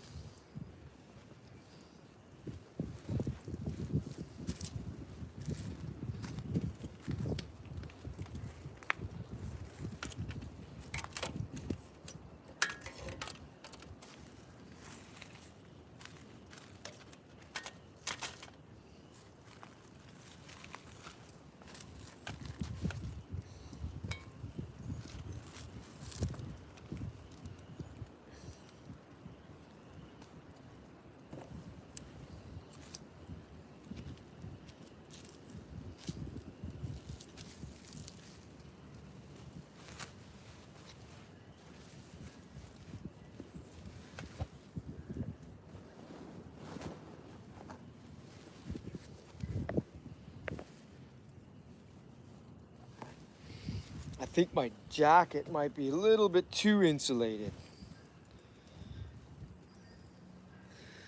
Keeping it too warm, the phone.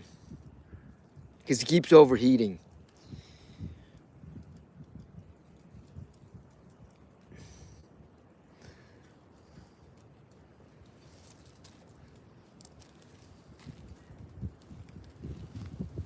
Jack, are you overheating?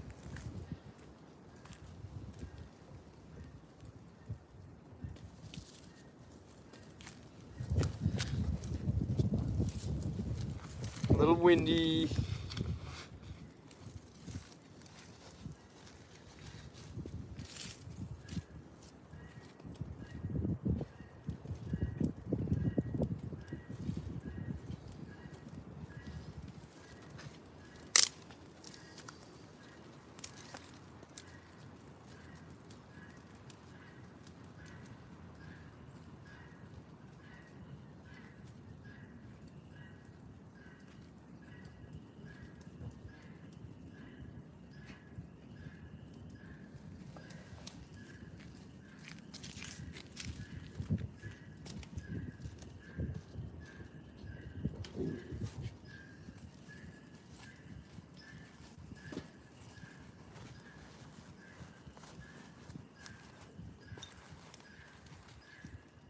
Feel good, Jack? Rolling around over there? Says, oh yeah.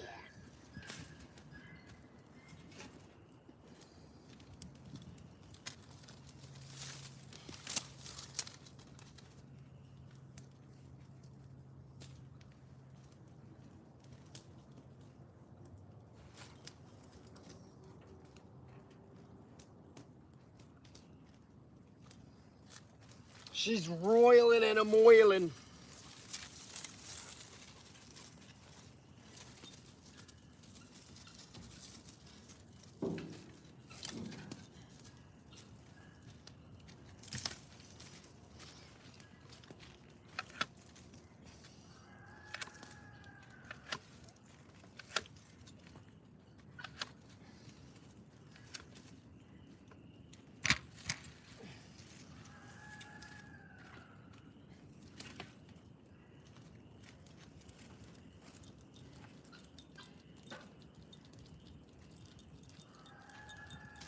That's it, the whole top of that cherry tree.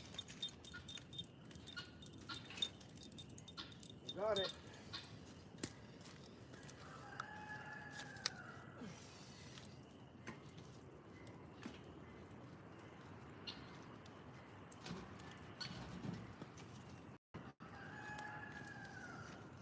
This is perfect for fueling my lump charcoal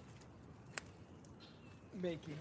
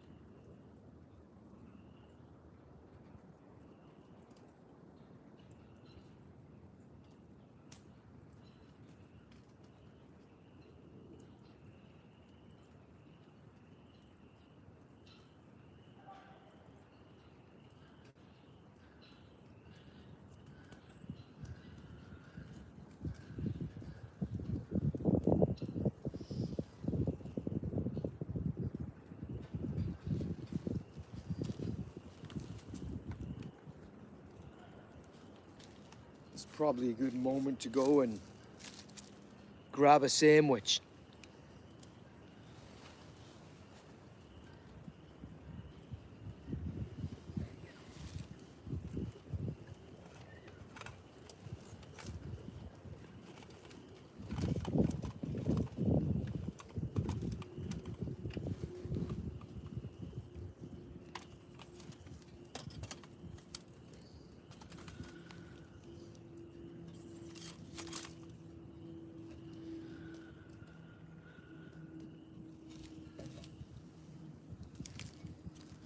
Let's put another chunk right here on the back side here.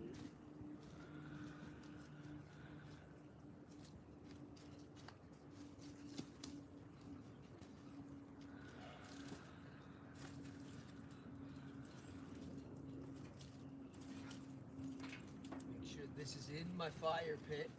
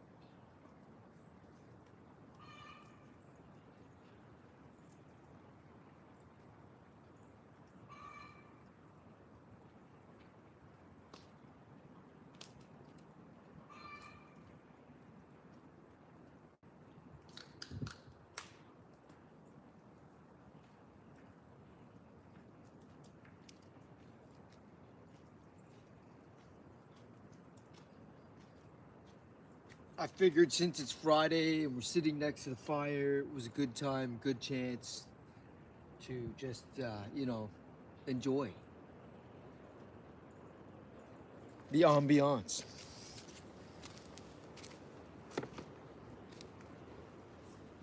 While I do a little work here too.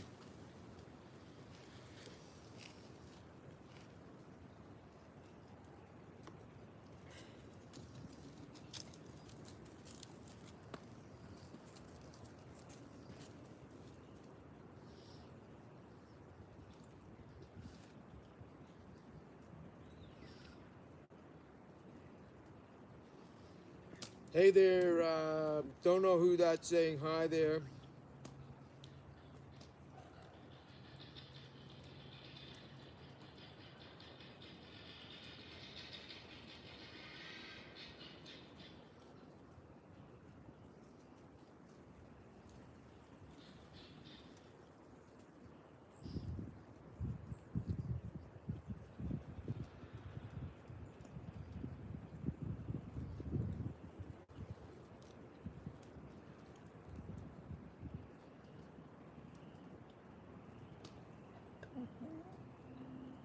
You want some?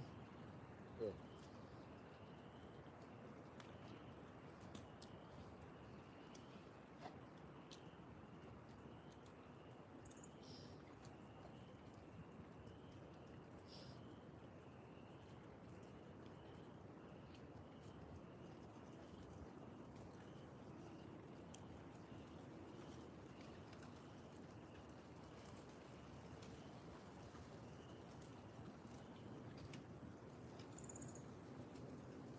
Is that good, Jack?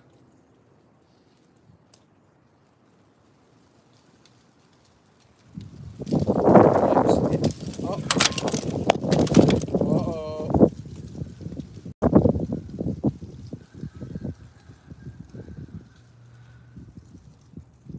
Gust of wind there. Blew over my tripod, which was not holding the camera, but it was holding my jacket, which was shading the camera.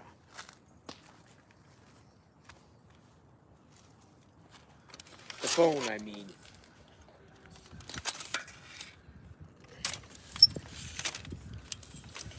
I'm really putting this tripod through the, look at it. I bent that leg on it the other day. Splitting wood.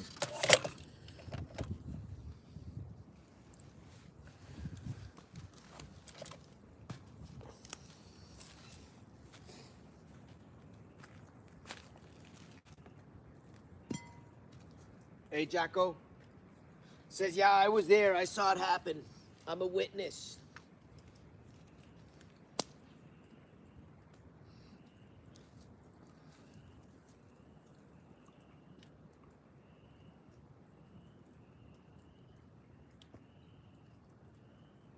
So what's on people's agenda here today?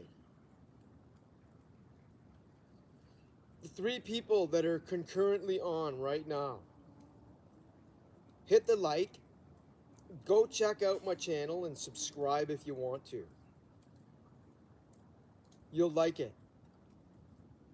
I do really exciting stuff like this. This, for example. Making lump charcoal. You get to look at a can, which for all intents and purposes for viewers there, I could be burning garbage, right? But I'm not. I'm not burning garbage, friends.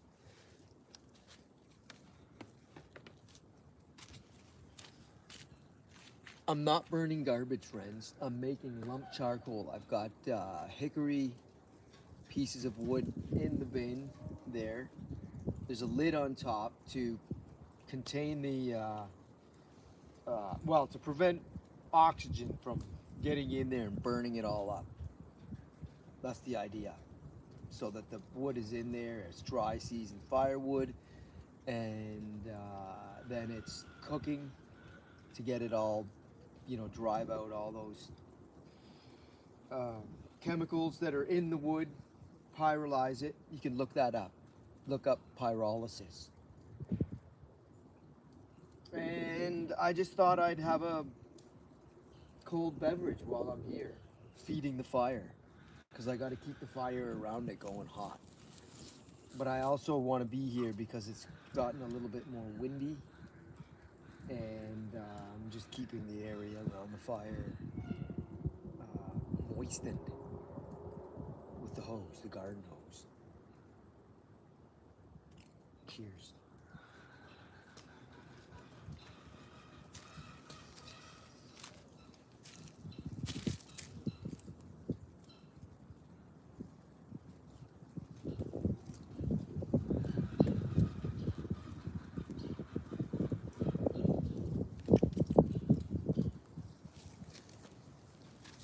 And interestingly, the wind has changed direction now. It's coming from south to northwest.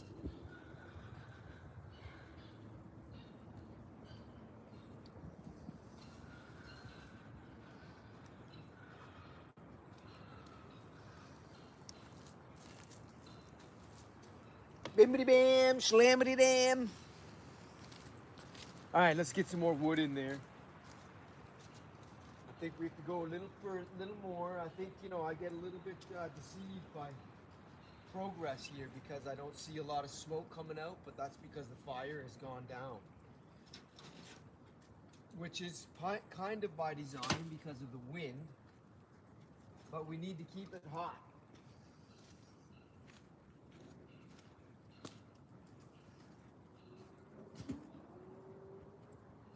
So I'm going to take the wheelbarrow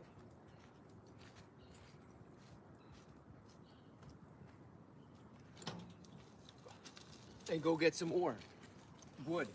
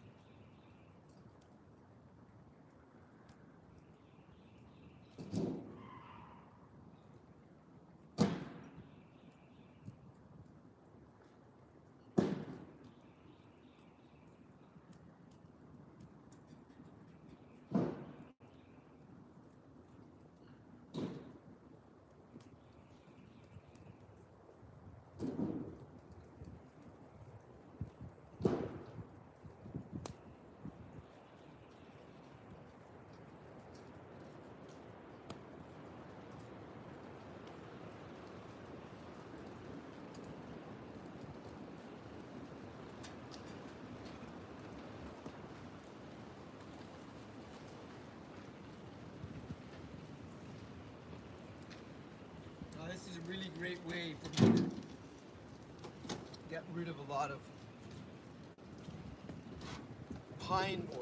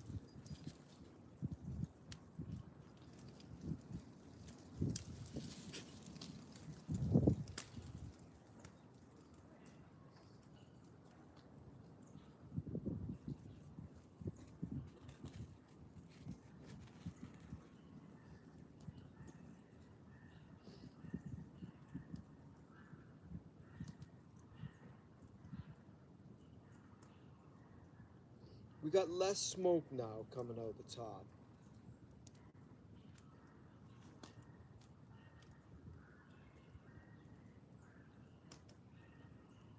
Than we did before. Let's see. I amped up the fire to see. Get it hotter to see if we need more heat.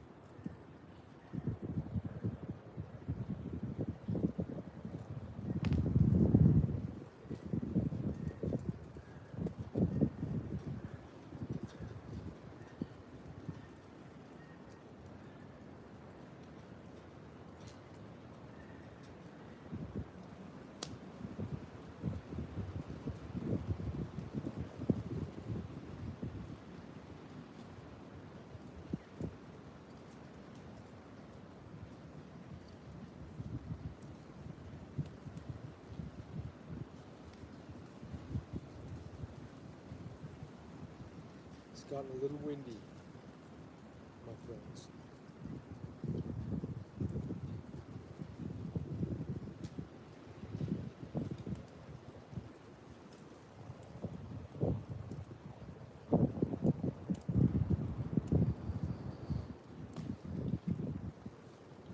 Little bit windy, I say.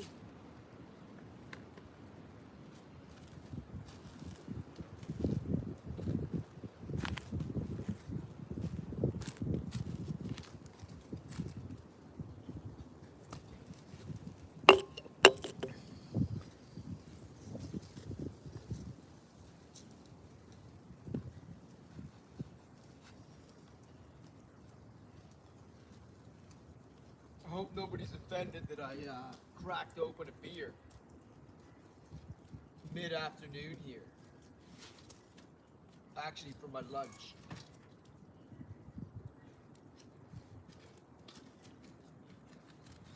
Oh, she's hot. Boy, oh boy. I can feel it burning my legs.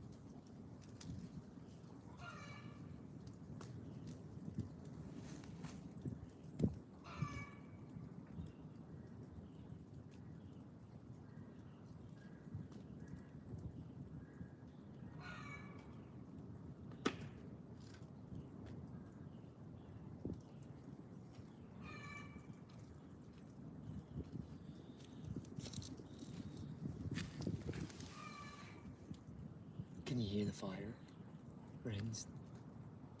She's really hot. I like it.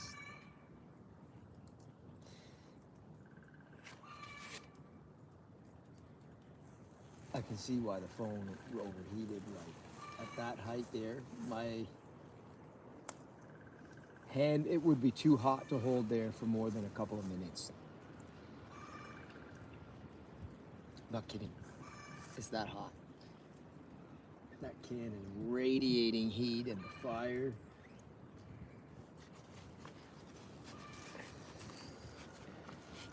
The wind blowing on it now, I gotta be extra careful. Don't want the forest to go up here. That would be bad.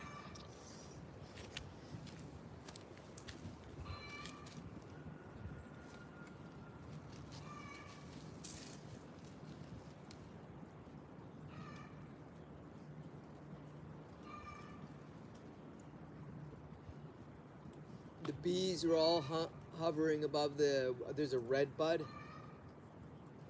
tree that's kind of overhanging the fire a little bit, about 10 feet, 12 feet up. And the bees are up there getting on the little flowers.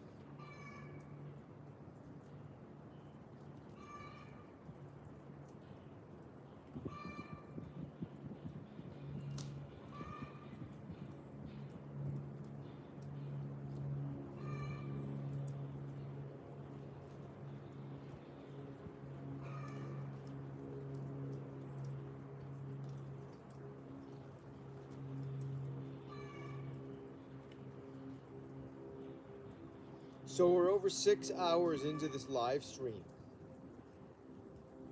and that's the longest one I've done. I wanted to show this beginning to end, so I'm actually also hoping to keep it going until I can, like, well, I don't know if I can keep it going until I open it.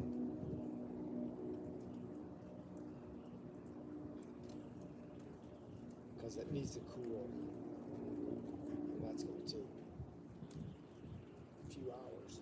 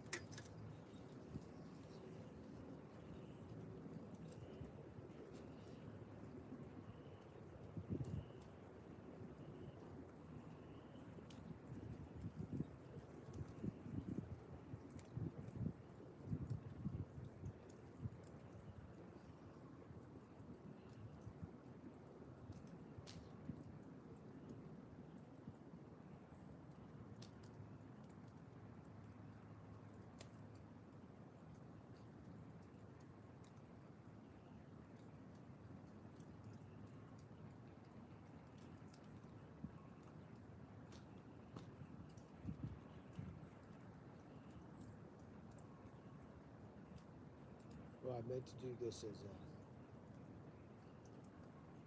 a. I didn't mean that as a.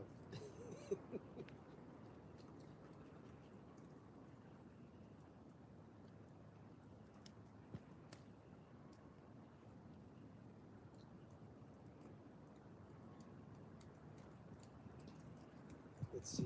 Let's do something else here.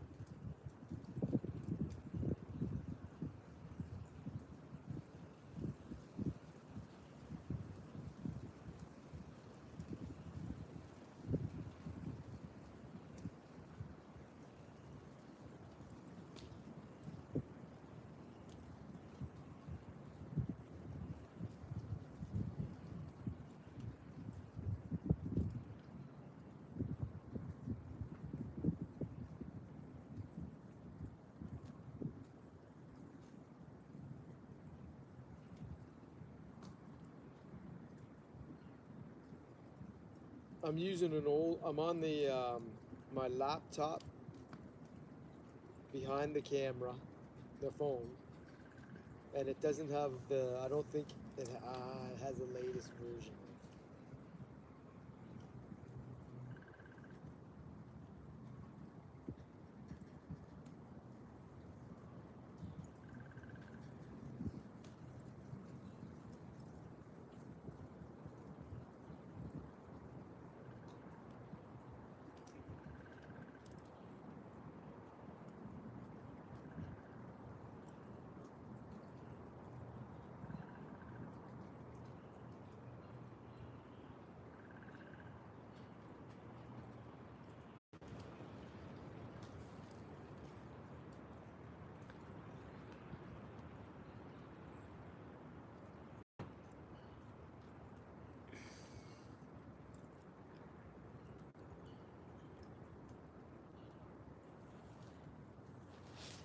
Let's see here.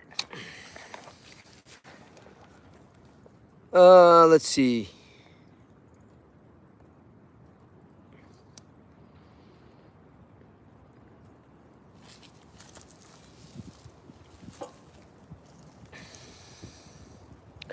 Yeah, I put in a poll there, which was like not really a poll.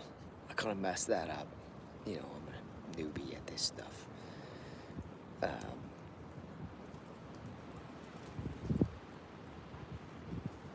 But you could tell me what your favorite outdoor activity is, y'all. And what we're doing here is making lump charcoal. Exciting. It's super exciting stuff. Or not.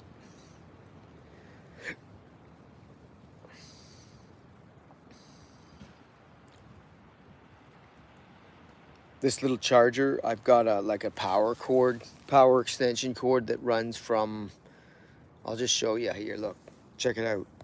Look at this, my friends, look. I'm outside and I just like made this my living room. So there's the power cord for the phone, right?